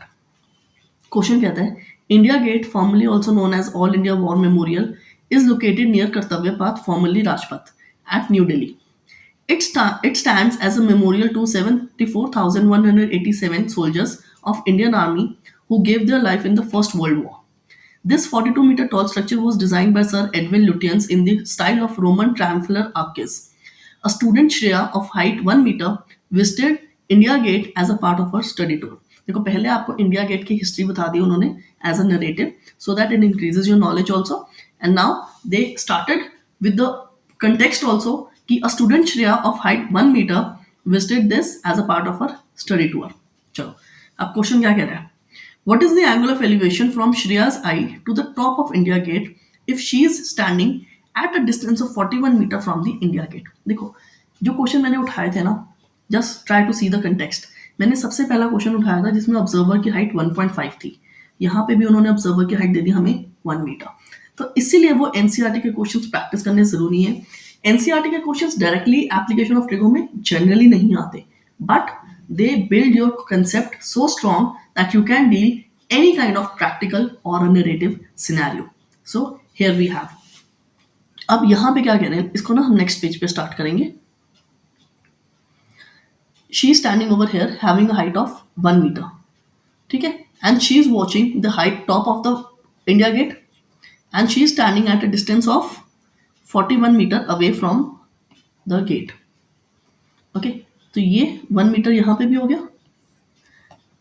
और हमें क्या कहा गया है, एंगल ऑफ एलिवेशन नहीं कहा गया। What is the angle of elevation from Shreya's height to the top of this. अच्छा, यहां पे कहा गया है दिस 42 मीटर टॉल स्ट्रक्चर, मतलब हाइट तो हमें इंडिया गेट की उन्होंने ऑलरेडी दे दी, और अगर ये पूरी हाइट 42 है तो ये हाइट 41 हो गई और ये भी 41 है। आइडली तो ये एमसीक्यू में ओरल क्वेश्चन भी कर सकते हो, because it means it is an isosceles triangle. Isosceles triangle का मतलब जो एंगल हमारे ऊपर और नीचे बन रहे हैं they are equal and that is 45, ठीक। लेकिन हम केस स्टडी कर रहे हैं, हमें वर्किंग दिखानी है। So let's start A B C D ई।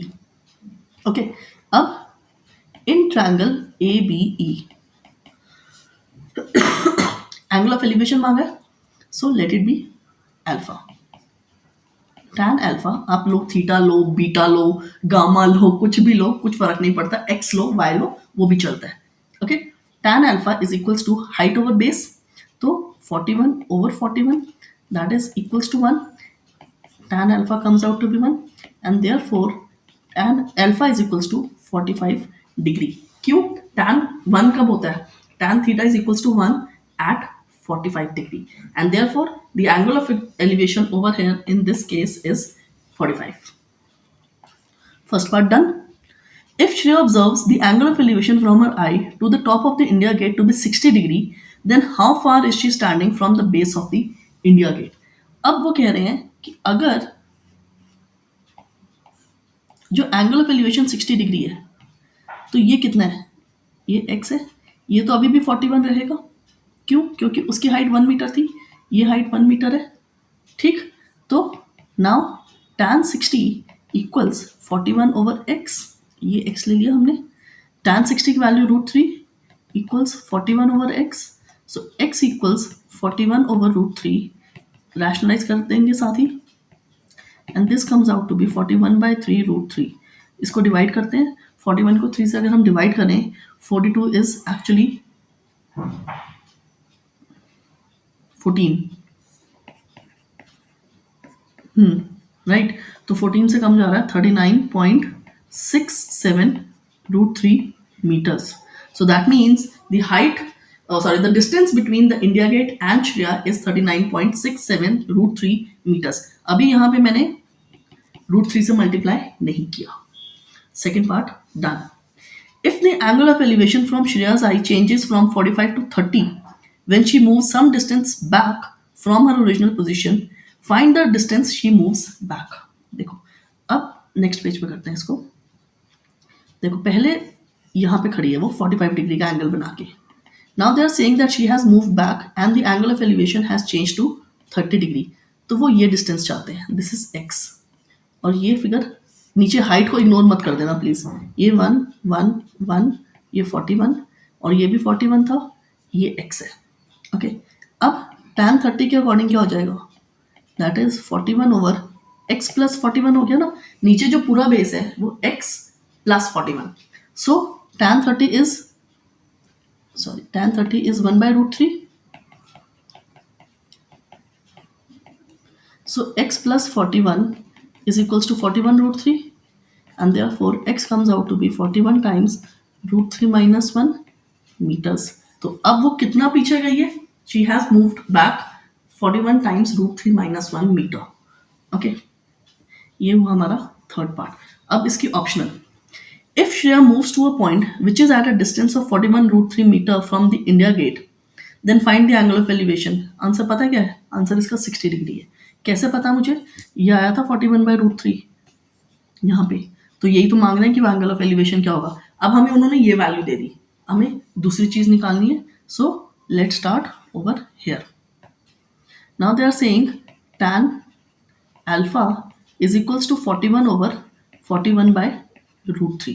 यही तो कहना है बेटा। देखो, if she moves to a point which is at a distance of 41 √3 from the India gate, तो horizontal distance 41 by √3 है, and that is what I substituted as a denominator. तो 41 upon 41 into √3, ये कैंसिल हो गया, ये √3 आ गया tan alpha, and therefore alpha comes out to be 60 degree. Because tan की value √3 होती है 60 डिग्री पे, and therefore if she is at a distance of 41 by √3 meter from the India gate, that means the angle of elevation of her eyes to the top of the India gate is 60 degrees, and this is what we found. Question बहुत easy है and बहुत easily concepts को use करके उन्होंने एक case study form कर दी है। Fine, now let next case study, and this is from March के पेपर में से सेट 1 का क्वेश्चन है।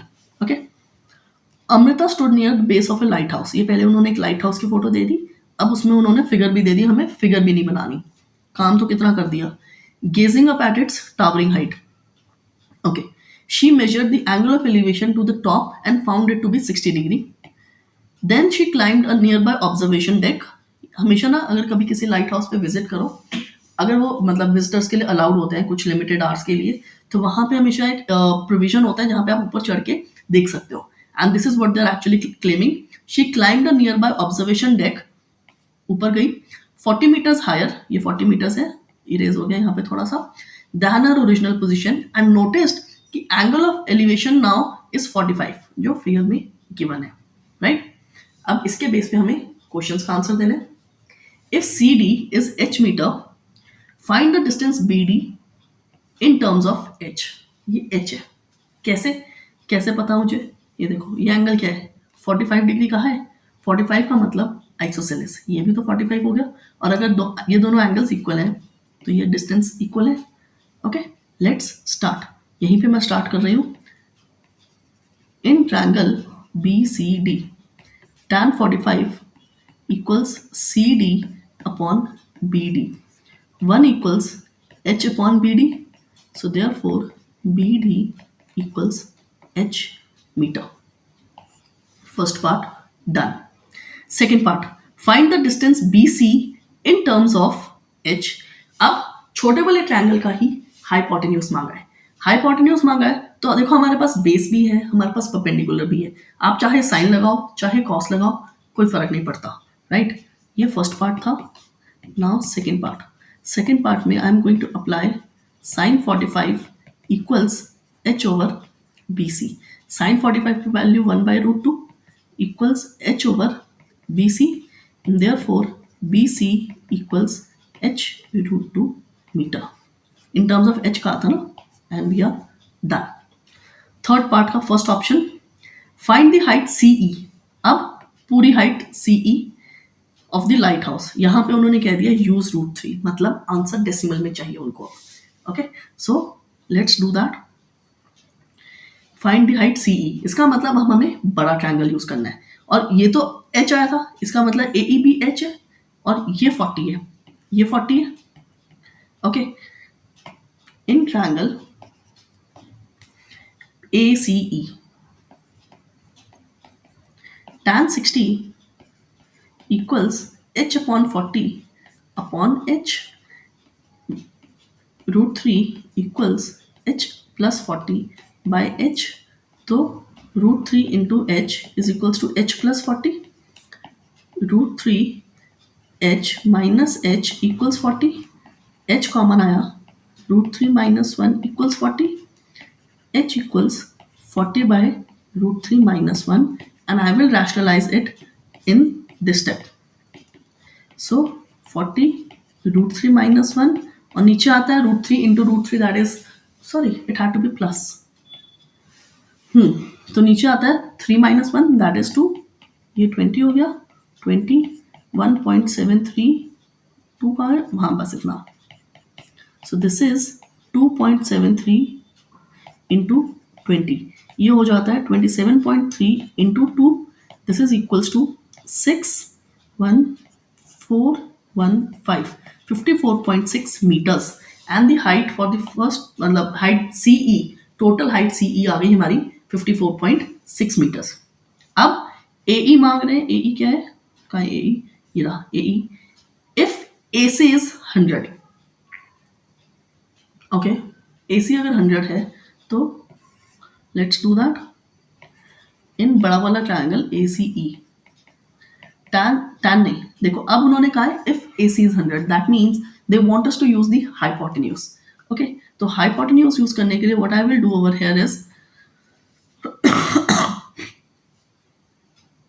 एक मिनट, उन्होंने मांगी थी CE और हमने यहाँ पे निकाली है सिर्फ H. Okay just a second, देखो ये काम करते, ये चीज करते करते आई रियलाइज कि हमने CE की कंप्लीट लेंथ नहीं निकाली. अरे यार, हाँ CE is equals to H plus 40 और H क्या आया 54.6 plus 40 and therefore it comes out to be 94.6 metres. Okay, अब फिर से इन triangle ACE for the fourth optional part B, ये A था. Okay, we will use sine 100, I will use cos, in fact कुछ भी यूज करो यार. cos 60 इक्वल्स बेस कितना है 54.6, हाइपोटेन्यूज है 100. cos 60 की वैल्यू क्या होती है? That is half 54.6. ये क्या सब चीजें हमारे पास है, क्या निकालने को कह रहे हैं? AC 100 है, AE निकालने को कह रहे हैं. ओह guys just a moment, AE निकालना है. ओके, तो AE अपॉन 100, तो AE अपॉन 100, तो 50 इक्वल्स AE. कॉस ही यूज होना था, थैंकफुली मैंने यही किया बिकॉज देखो यहाँ पे क्या कह रहे हैं, ये ट्रायंगल है, वो कह रहे हैं अगर ये हाइपोटेन्यूज 100 है तो इसकी वैल्यू निकालनी है. तो ये दोनों किस में यूज होते हैं? सिर्फ कॉस में यूज होते हैं, तो 100 यूज किया. कॉस क्या होता है? बेस ओवर हाइपोटेन्यूज, तो AE ओवर 100. कॉस 60 की वैल्यू होती है हाफ, तो 100 divided by 2 is 50 metres is AE. ये थी हमारी second case study. Now let's start with the next question. Okay, now this one, and this question also came in March के अभी paper में सेट 5 के अंदर. Okay. Passenger boarding stairs, sometimes referred to as boarding ramps, stairs, cars, or aircraft steps, provide a mobile means to travel between the aircraft doors and the ground. इस तरह से होती है, सबने देखा होगा, यूज किया होगा, right? Large aircrafts have door sills 5 to 20 feet. 1 foot is equals to 30 centimeter high. Stairs facilitate safe boarding and deboarding.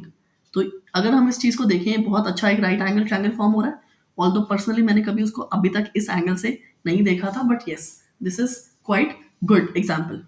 An aircraft has a door sill at a height of 15 feet above. मतलब ये वाली जो height है ना, ये 15 feet given है हमें, और कन्वर्जन उन्होंने दे दिया कि 1 foot is equals to 30 centimetre. A stair car is placed at a horizontal distance of 15 feet from the plane. तो ये 15 फीट है, ये भी 15 फीट है, मतलब एंगल हो गया 45. Based on the above information, answer the questions. सिर्फ 1 और 2 के, मतलब ये जो इन्फॉर्मेशन है ना, इसके बेस पे सिर्फ फर्स्ट और सेकंड के आंसर्स हैं, उसके बाद चीजें चेंज हो जाएंगी. Find the angle at which the stairs are incline to reach the door sill 15 feet high above the ground.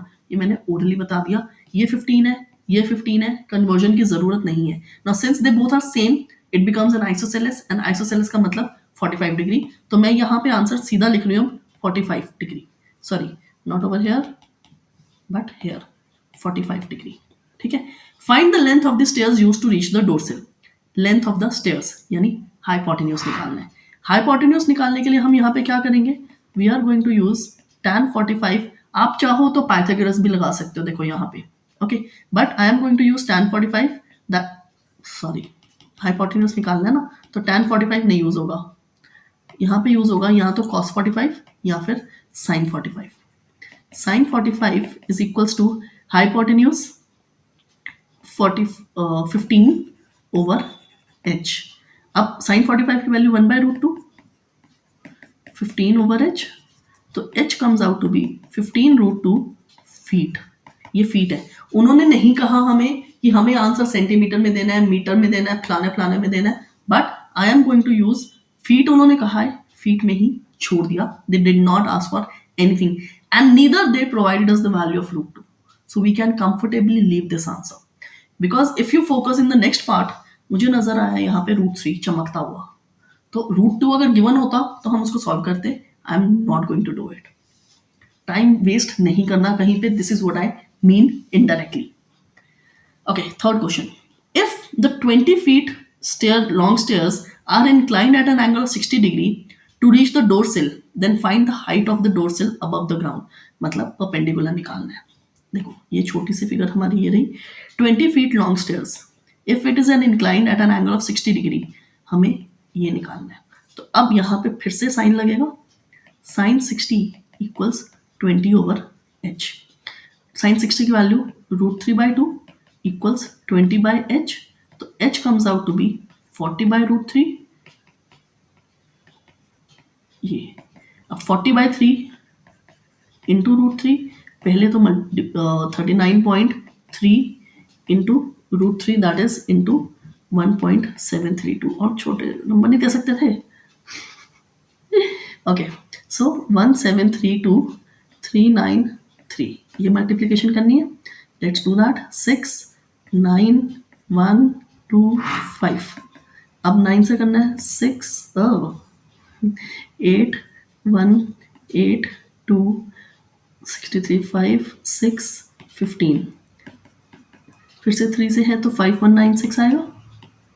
Okay, 6 7 1 16 1 2 8 6, कितने डेसिमल थे? 3 और 1, 4 डेसिमल थे ना। So the height comes out to be 68.07 feet. Approximate किया, ये 6 7 आ रहा था तो उसको अप्रॉक्सीमेट करके 6 को मैंने 7 लिखा यहाँ पे। ओके, ये था हमारा ए पार्ट। अब next, what should be the shortest possible length of the stairs to reach the door sill of the plane 20 feet above the ground level? अब यहाँ पे उन्होंने vertical distance हमें 20 दे दिया। If the angle of elevation cannot exceed 30, also find the horizontal distance of the base of the stairs. अगर मुझे optional में question करना होगा ना, मैं कभी नहीं करूंगी। क्यों यहाँ पे दो चीजें मांगी है यार? अभी तक हमने छोटी छोटी एक चीज करी, काम खत्म हुआ, अब दो वैल्यूज मांगी, क्यों दें? तो ऑप्शनल अगर है, I would leave it, but since over here we are practising, we have to do all the parts. And yes, practice करते हुए ना कभी भी ऑप्शनल पार्ट्स को मत छोड़ना। Okay, what should be the shortest possible length of the stairs, मतलब hypotenuse निकालना है। If the perpendicular distance is 20 and angle of elevation cannot exceed 30. Okay, so sine 30 is equals to 20 over h.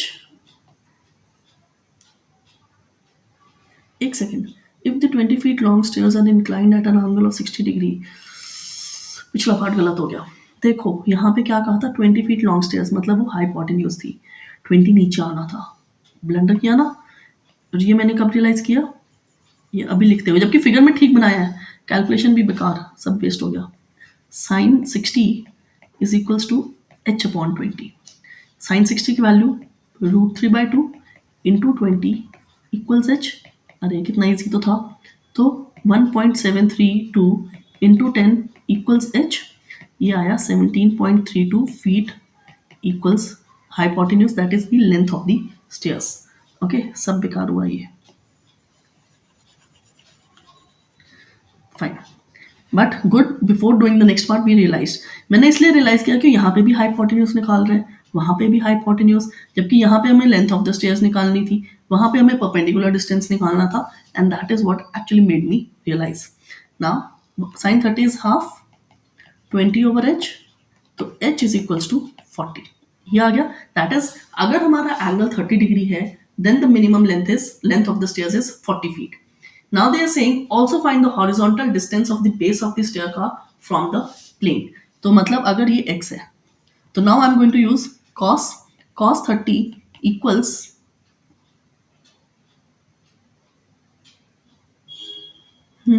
cos 30 equals x over 20 नहीं, tan थक गया दिमाग मेरा। tan 30 is equals to x over 20।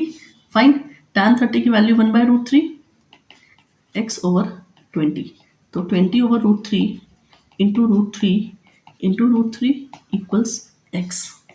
20/3 into √3 equals x। 20/3 is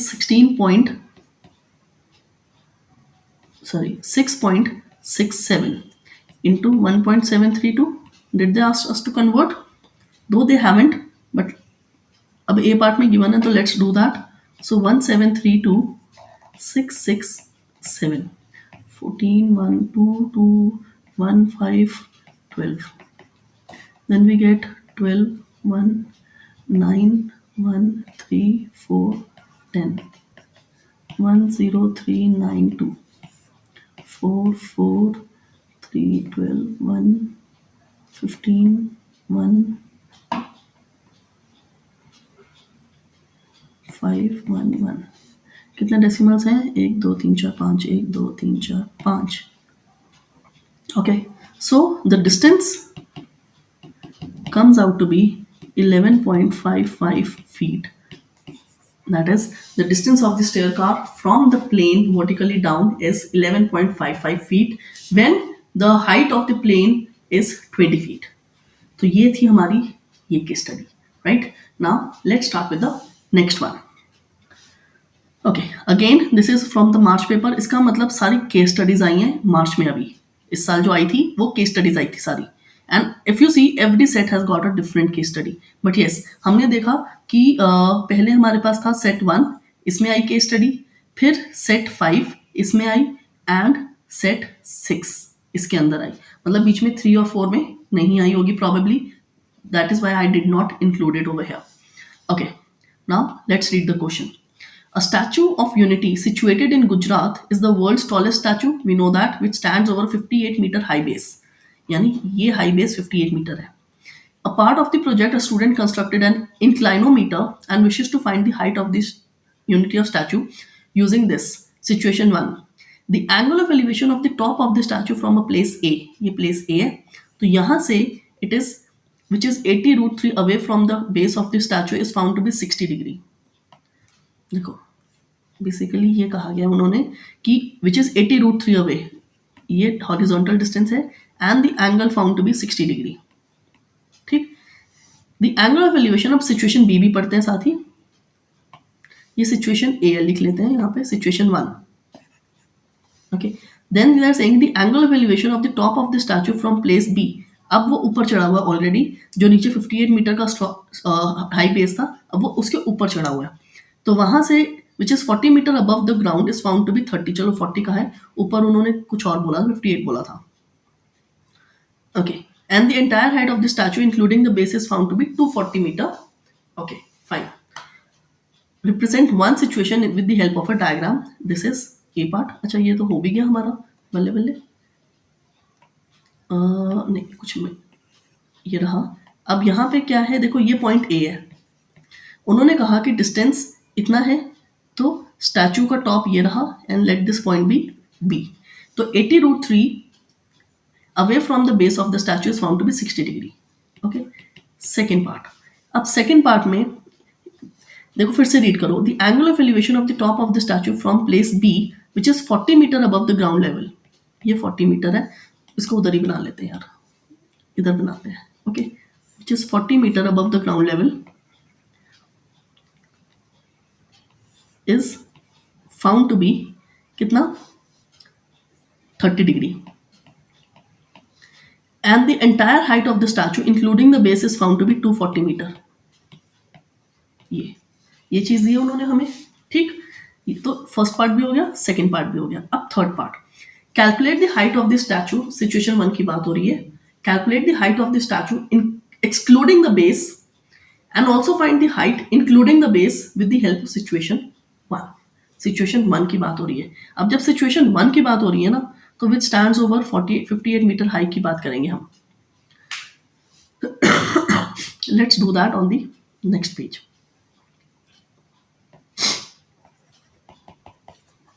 Okay, calculate the height of the statue, हमें BT निकालना है यहाँ पे इस फर्स्ट फिगर के अकॉर्डिंग, राइट, बीटी निकालना है। तो अब अगर बीटी निकालना है हमें, तो हम क्या करेंगे, देखो we will use tan 60 is equals to be T over 80√3। tan 60 की वैल्यू ऑलरेडी √3 होती है, right, is equals to be T आ गया। तो 80 into 3 is equals to be T and this comes out to be 240 metres. ये height of the tower है, तो ये हाइट ऑफ द स्टैचू आ गई 240 मीटर इंक्लूडिंग द बेस। अब उन्होंने क्वेश्चन में क्या कहा है बेटा, ये देखो क्वेश्चन में कह रहे हैं excluding the base and also height including the base. तो ये आपको यहां पे मेंशन करना है इंक्लूडिंग द बेस, ठीक। अब एक्सक्लूडिंग द बेस के लिए which stands over 58 metre high base, first situation के लिए ना आप 40 मीटर हाइट नहीं लोगे, क्योंकि वो उन्होंने सिचुएशन 2 में मेंशन किया है। Okay, so height excluding base is equals to 240 minus 58 and that comes out to be 190 होता है 50, तो 182 मीटर। ओके, ये थर्ड का ए पार्ट था। अब बी पार्ट पढ़ते हैं। Find the horizontal distance of the point B, ये पॉइंट बी है, okay, situation 2 from the statue and the value of the tan alpha where alpha is the angle of elevation of the top of the base of the statue from point B, एक second, where alpha is the angle of elevation from the top of the, अच्छा तो ये क्या था, यहाँ पे तो 30 given था। the angle of elevation of the top of the statue from place B which is 40 meter above the ground is found to be 30। find the horizontal distance of the point B, ये तो समझ आता है, from the statue and the value of tan alpha where alpha is the elevation of the top of the base from the point B। Okay, so whatever, पहले हमें distance निकालना horizontal, सो उसके लिए भी हम tan 30 यूज करेंगे। 40 क्या लिखा है, tan 30 is equals to 240 upon base which is x ले लेते हैं। tan 30 की वैल्यू होती है 1/√3, सो 240√3 comes out to be x, that is the distance between the point B and the statue। oh sorry, it is actually, ये देखो ये कितना है, ये 200 है, right, some correction is required over here, तो ये होगा 200 over x। तो अब tan 30 की value 1/√3, 200 over x, so therefore x equals 200√3 meters। ये है। अब उन्होंने कहा है tan अल्फा की वैल्यू निकालनी है, where alpha is the angle of elevation of the top of the base from the top of the base of the statue from the point B। the angle of elevation of the top of the statue from point B, तो यही निकालना है, तो ये तो वापस 30 ही निकलेगा।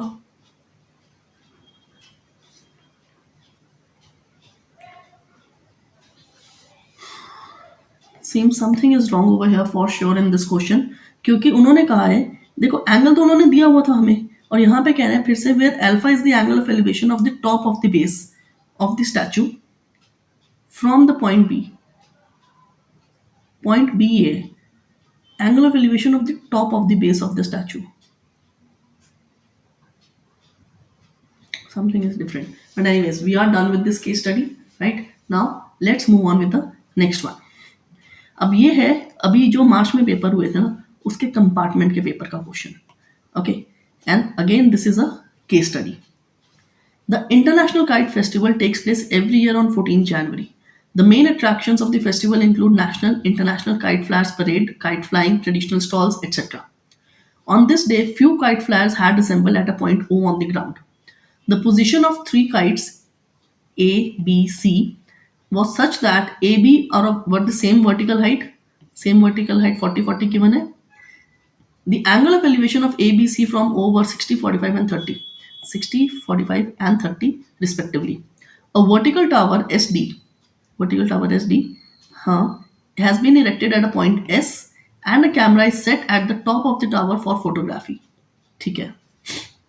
Now अब अगर फिगर को देखो तो बहुत कॉम्प्लिकेटेड नजर आती है, but things are not that bad over here, right. Based on this information answer the following questions. Figure हमारे सामने है, so half the battle is already won. What is the length of the string of kite A? Length of the string का मतलब it is hypotenuse.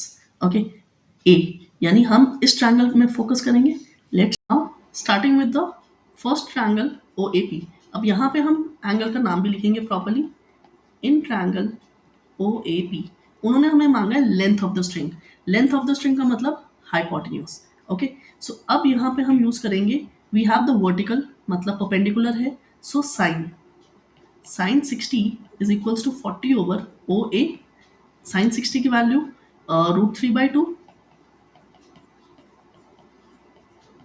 So therefore OA comes out to be 80 over √3 and √3 को हम rationalize कर देंगे and the answer comes out to be 80/3 √3 which is, अगर हम 80 को divide करें 78 कितना होता है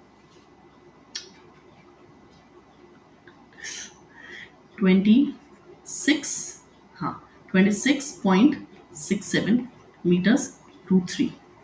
ये है length of the string for the OA वाली. ओके, ये हो गया. अब second part, if the length of the string at kite C is 40 metre. अब यहाँ पे उन्होंने कहा है ये OC इज हमारा 40 है, then find the height of the kite C from the ground. अब हाइपोटेन्यूज गिवन है, वर्टिकल निकालना है. तो सेकेंड पार्ट में in triangle OCR we will use again sin 45 is equals to CR over 40. sin 45 की value होती है 1/√2.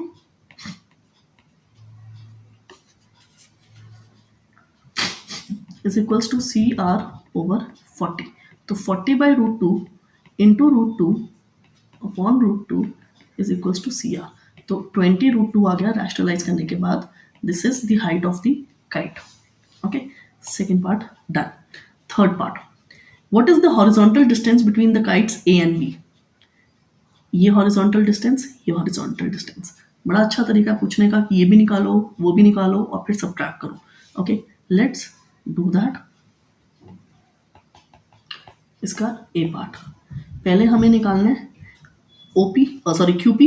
तो इन ट्रायंगल ये O है, Q है, O है. ओके, इन ट्रायंगल OAP तो हमें हॉरिजॉन्टल निकालना है. So I will be using, hypotenuse given था ना हमें, तो I will be using cos 60. अच्छा नहीं, tan यूज कर लेते हैं. tan 60 is equals to 40 over OP. tan 60 की वैल्यू √3.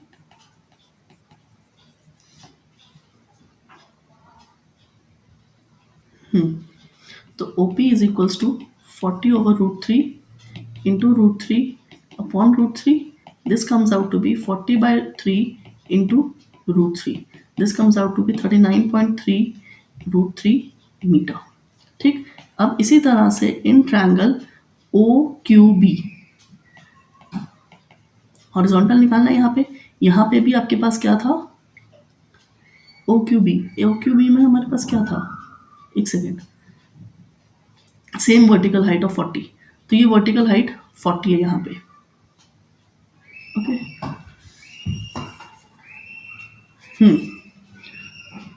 तो व्हाट वी हैव, tan कितना एंगल है, tan 30, tan 45. ओह, छोटे वाले का इसका 30 आना था बेटा. यहाँ पे ये एंगल मैंने गलत दिखा, फिगर में कंफ्यूज होगी मैं. सो यहाँ पे this is suppose to be 30. एक minute, let's do that quickly.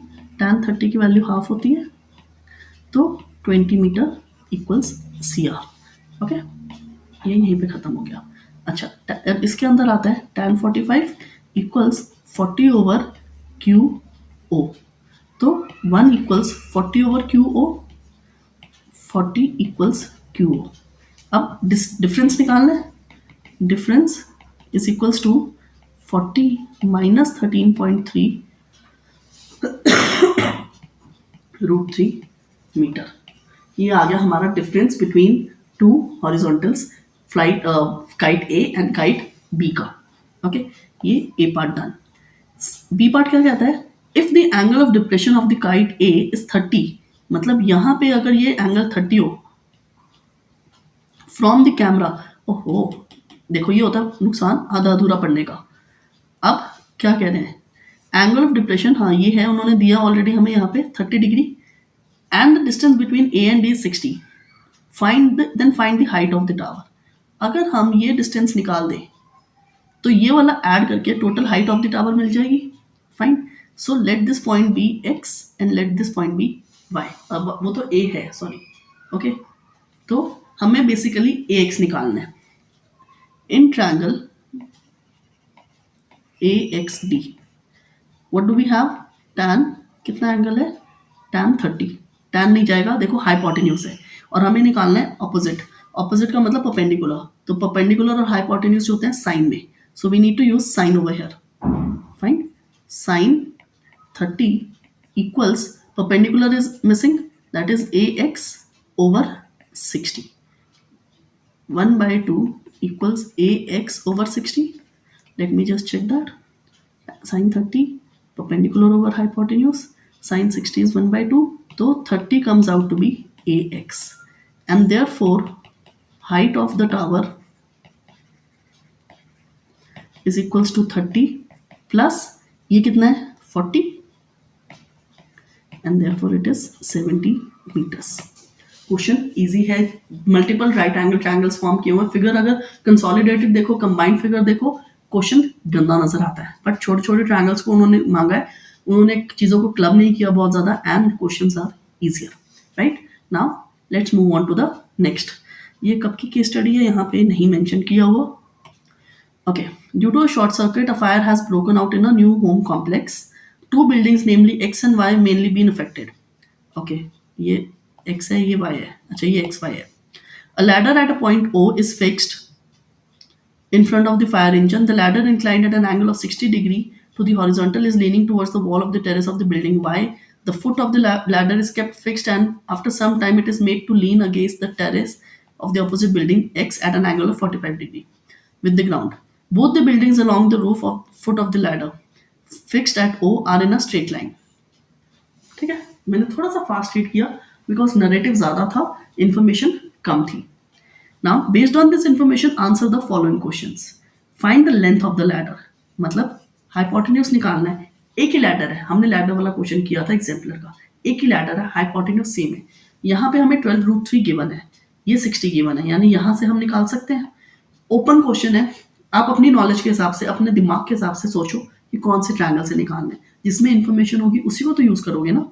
तो in triangle OPA, what we have over here, हमें हाइपोटेन्यूज निकालना है, so we will use sin 60 equals 12√3 over OP। sin 60 की वैल्यू होती है √3/2, √3 cancel, OP comes out to be 24 meter, that is the length of the ladder। ये था first part. Find the distance of the building Y from O, that is OA। अब हम cos 60 use कर लेते हैं यहाँ पे, तो cos 60 tan 60 यूज कर लो based on the information given, क्योंकि आपको वर्टिकल गिवन है, तो tan 60 is equal to 12√3 over OA, तो tan 60 की वैल्यू होती है √3,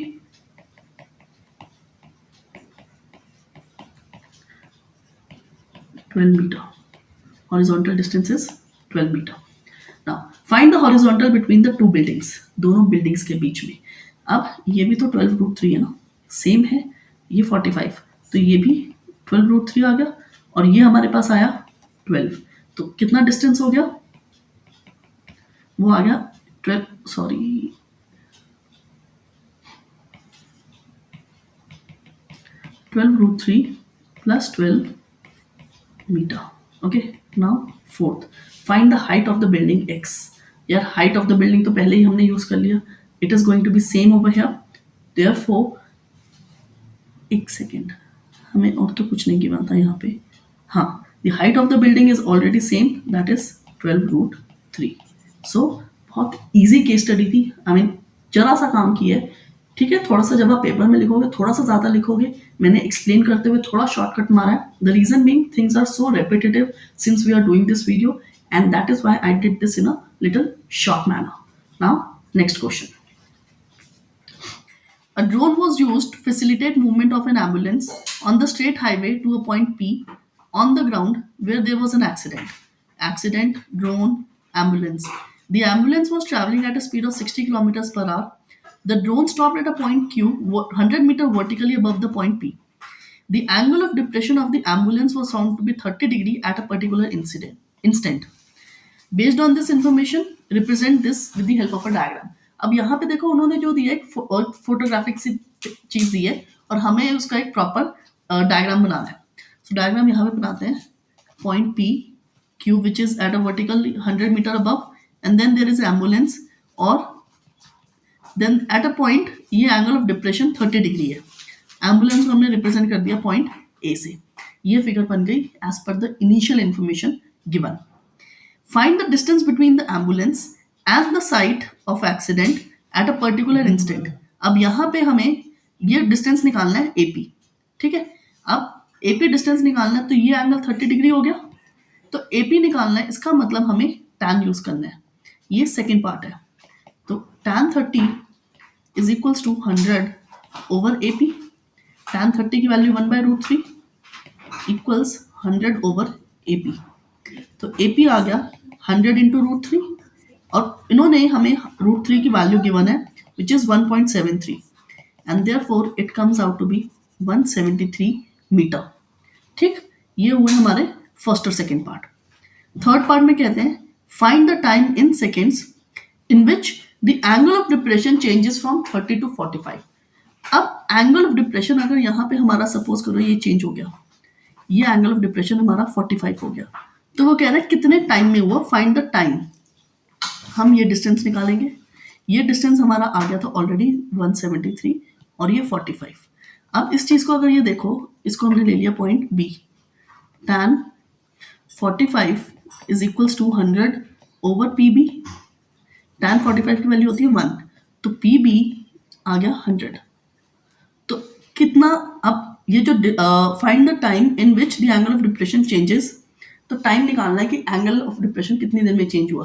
तो डिस्टेंस का कितना है, distance is 173 minus 100 that is 73 metre और स्पीड उन्होंने हमें यहाँ पे दी थी 60 kilometres per hour.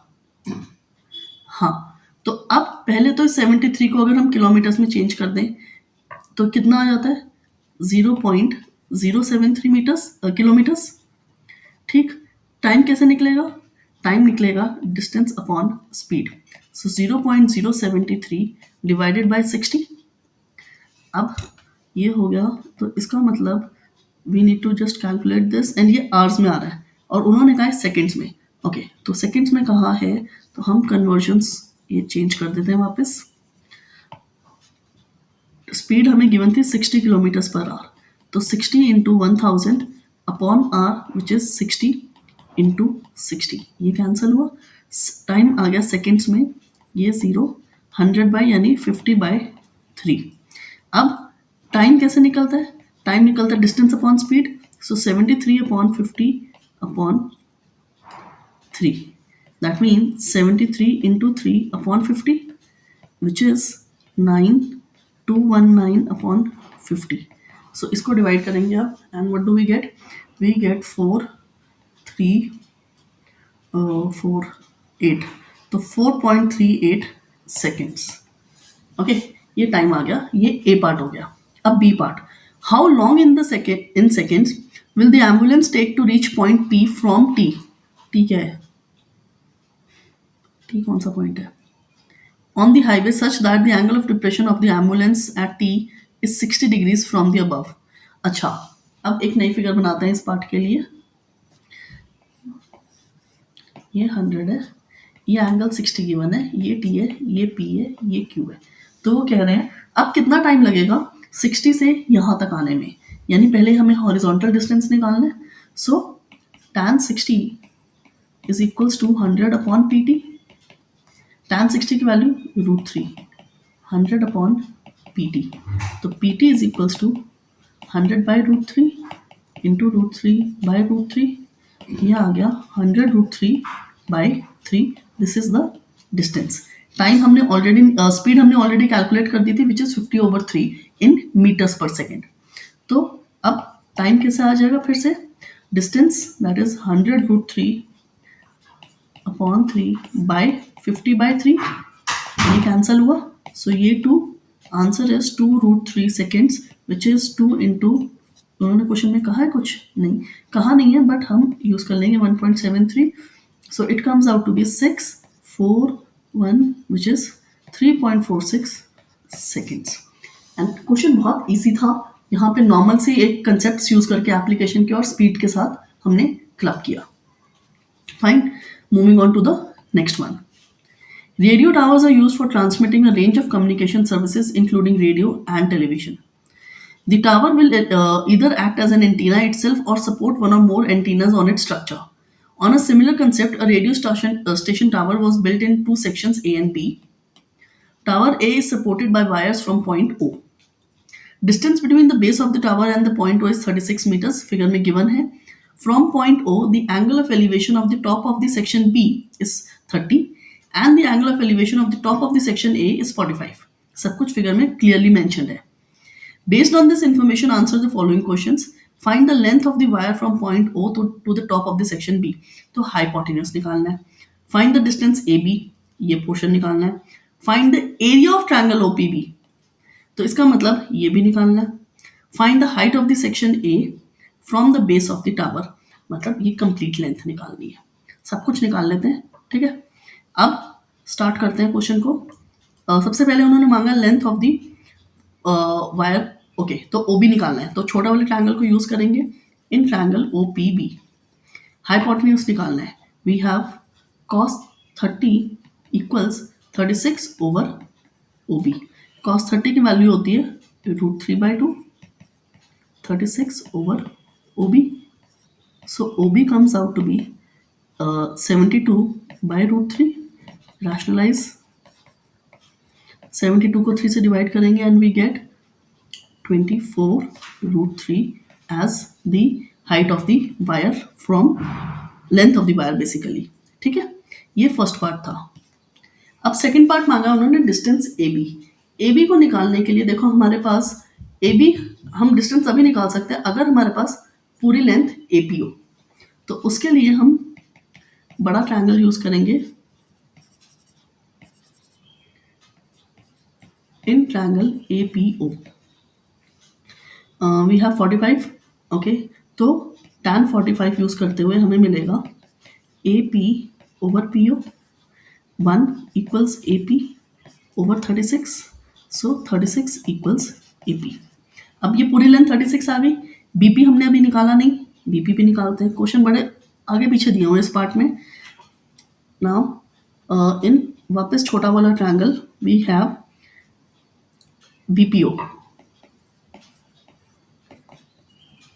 tan 30 equals BP/36, ये जाएगा tan 30 BP/36, 1/√3 equals BP/36, तो 36/√3 into √3/√3 equals BP।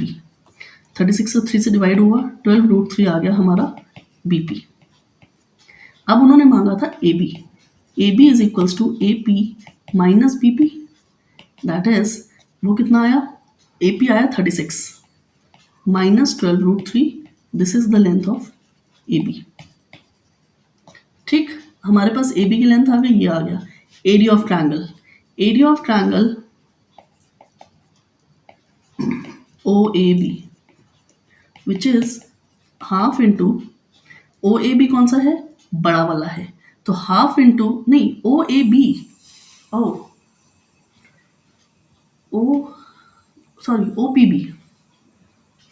OPB, ठीक है, तो half into BP into OP।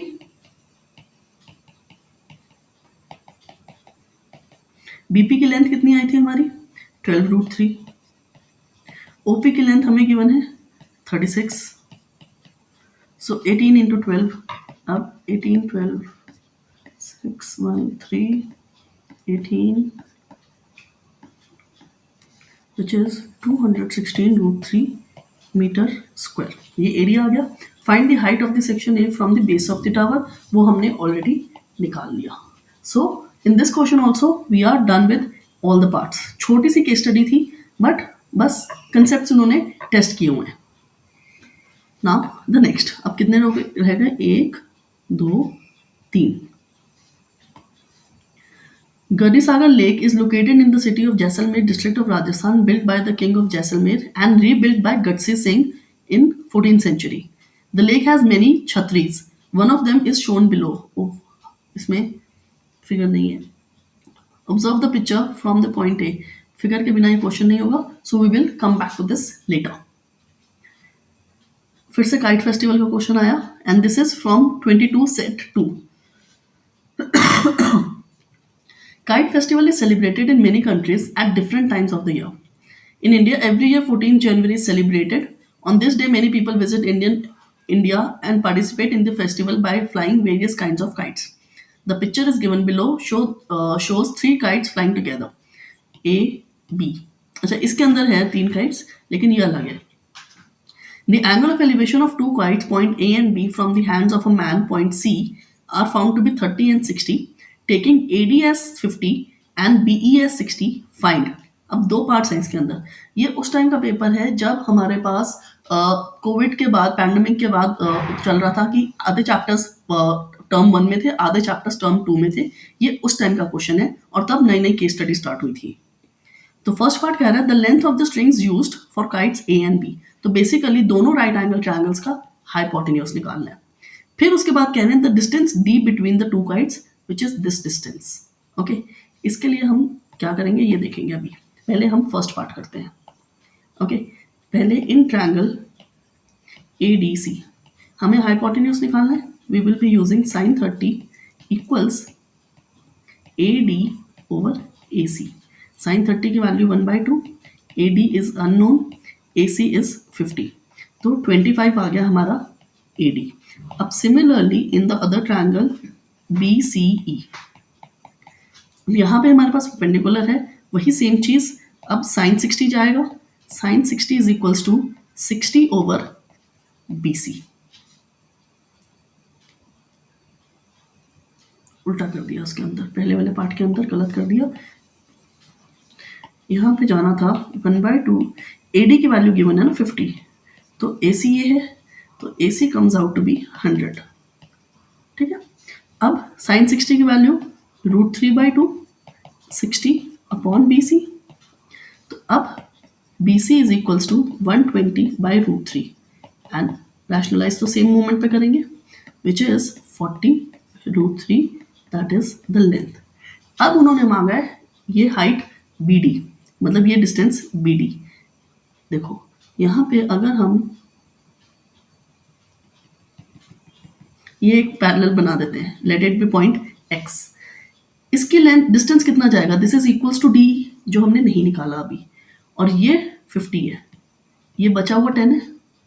तो इसके साथ अगर हमें ये पता चल जाए ये लेंथ कितनी है, which is AX, we are able to calculate AB।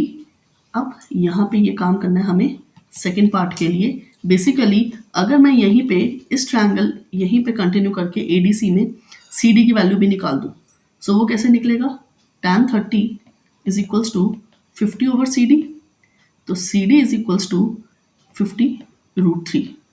ठीक, और यहाँ पे tan 60 is equals to 60 over CE, CE is equals to 60 divided by √3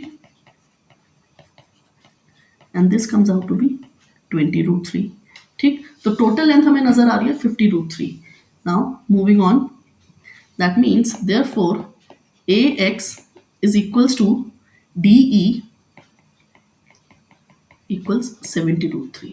यहाँ पे फिगर में एक बार फिर से बना के दिखा देती हूँ। दिस इज 70√3, तो ये भी 70√3 हो गया, ये 50 था, ये 50 हुआ, बचा हुआ पोर्शन 10 हो गया। हमें इसकी लेंथ निकालनी है। अब आप यहाँ पे चाहे पाइथागोरस लगाओ या फिर एंगल तो हमारे पास है नहीं, तो पाइथागोरस लगेगा and therefore D is equals to 10 square plus 70√3 whole square का under root, and this is 100 plus 4900 into 3, 007214700, and this is 14800. Square root of 148 into 100, that is 148 क्या होता है, 148 को अगर हम प्राइम फैक्टराइज करें 74 37, so we get 20√37 meter as the length of D, and this is how we find. देखो वो slant side थी, स्ट्रेट साइड नहीं थी, और उसके लिए यहाँ पे एक trapezium kind of structure create किया जिसमें बीच में एक और लेंथ आई parallel to DE, and that is how we calculated. Different question है एंड अच्छा क्वेश्चन है. Now the last question of this video. One evening, Kaushik was in a park. Children were playing cricket. Birds were singing on a nearby tree at a height of 680. ये height 80 given है हमें, तो सारी heights 80 हो गई. He observed a bird on the tree at an angle of elevation of 45. तो ये सबसे पहले उसने ये observe किया. When a sixer was hit, a ball flew through the tree, frightening the bird to fly away. Which is obviously अगर एक पक्षी bird tree पे बैठा होगा और ball लगेगी तो वो डर जाएगा. In 2 seconds, he observed the bird flying at the same height at an angle of elevation of 30 degree. तो अब A से यहाँ पे चला गया वो, ठीक है, and ball flying towards him at the same height and angle of elevation of 60 degree. And the ball flying towards him at the same, जब ball ये थी, ठीक है, तो ये 60 डिग्री का था. At what distance from the foot of the tree was he observing the bird sitting on the tree? At what distance from the foot of the tree? तो यहाँ पे आपको horizontal distance मांगा है, that is BC की length मांगी है. इसके आगे हम लिख लेते हैं कि हमें BC निकालना है. फिर how far did the bird fly in the mention time. अब ये AD के बीच में डिस्टेंस निकालना है, AD का, ठीक. After hitting the tree, how far did the ball travel in the sky when Kaushik saw the ball. तो ये चाहिए हमें FC. What is the speed of the bird in metre per minute if it had flown this much distance. तो अब अगर उसने इतना distance fly किया है तो कितना स्पीड से किया है, ठीक. Let start. और ये 2023 के सैम्पल पेपर का क्वेश्चन है, and question is actually good question, different question है, राइट. तो स्टार्टिंग विद द क्वेश्चन, सबसे पहले हमें BC निकालना है, तो हम उसके लिए ट्रायंगल ABC यूज करेंगे. इन ट्रायंगल ABC, ठीक, what we have is tan 45 is equals to AB over BC. 1 equals 80 over BC. तो BC की लेंथ भी आ गई 80 मीटर, राइट. ये हो गया, BC हमारा 80 मीटर आ गया. अब उन्होंने मांगा है how far did the bird fly in the mention time. Bird कितनी दूर उड़ा. बेसिकली उन्होंने हमसे AD मांगा है, और उसके लिए हम BE निकाल सकते हैं. कैसे निकालेंगे. In triangle CDE. In triangle CDE, we have tan 30 equals 80 over CE. So 1/√3 equals 80 over CE. तो CE कितना आया, 80 into √3, ठीक. अब ये 80 into √3 है. उन्होंने हमसे मांगा बर्ड कितना उड़ा, तो हाउ फार, तो BE निकालना है हमें सिर्फ. BE is equals to 80√3 minus 80, and therefore it is 80 bracket √3 minus 1 meter, and this is the distance bird flew. अच्छा, ये हो गया, ये हो गया. After hitting the tree, how far did the ball travel in the sky when Kaushik in the sky when Kaushik saw the ball. ये चीज एक बार फिर से पढ़नी है. In 2 seconds he observed the bird flying at the same height at an angle of elevation of 30 degree, ठीक है, and the ball flying towards him at the same height at an angle of elevation of 60 degree.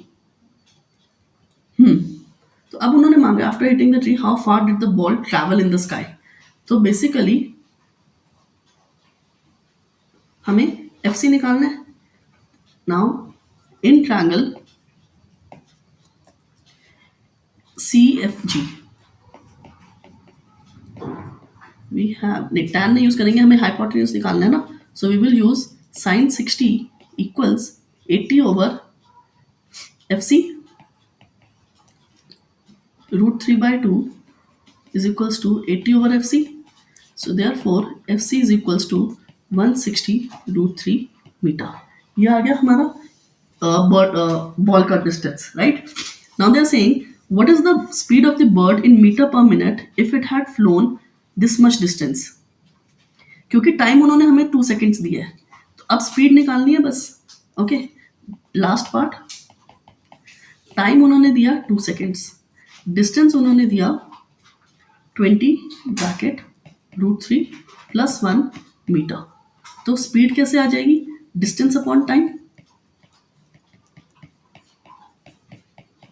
And speed is equals to 10 bracket √3 + 1 metre per second. Second है ना, और उन्होंने कहा लेकिन minute.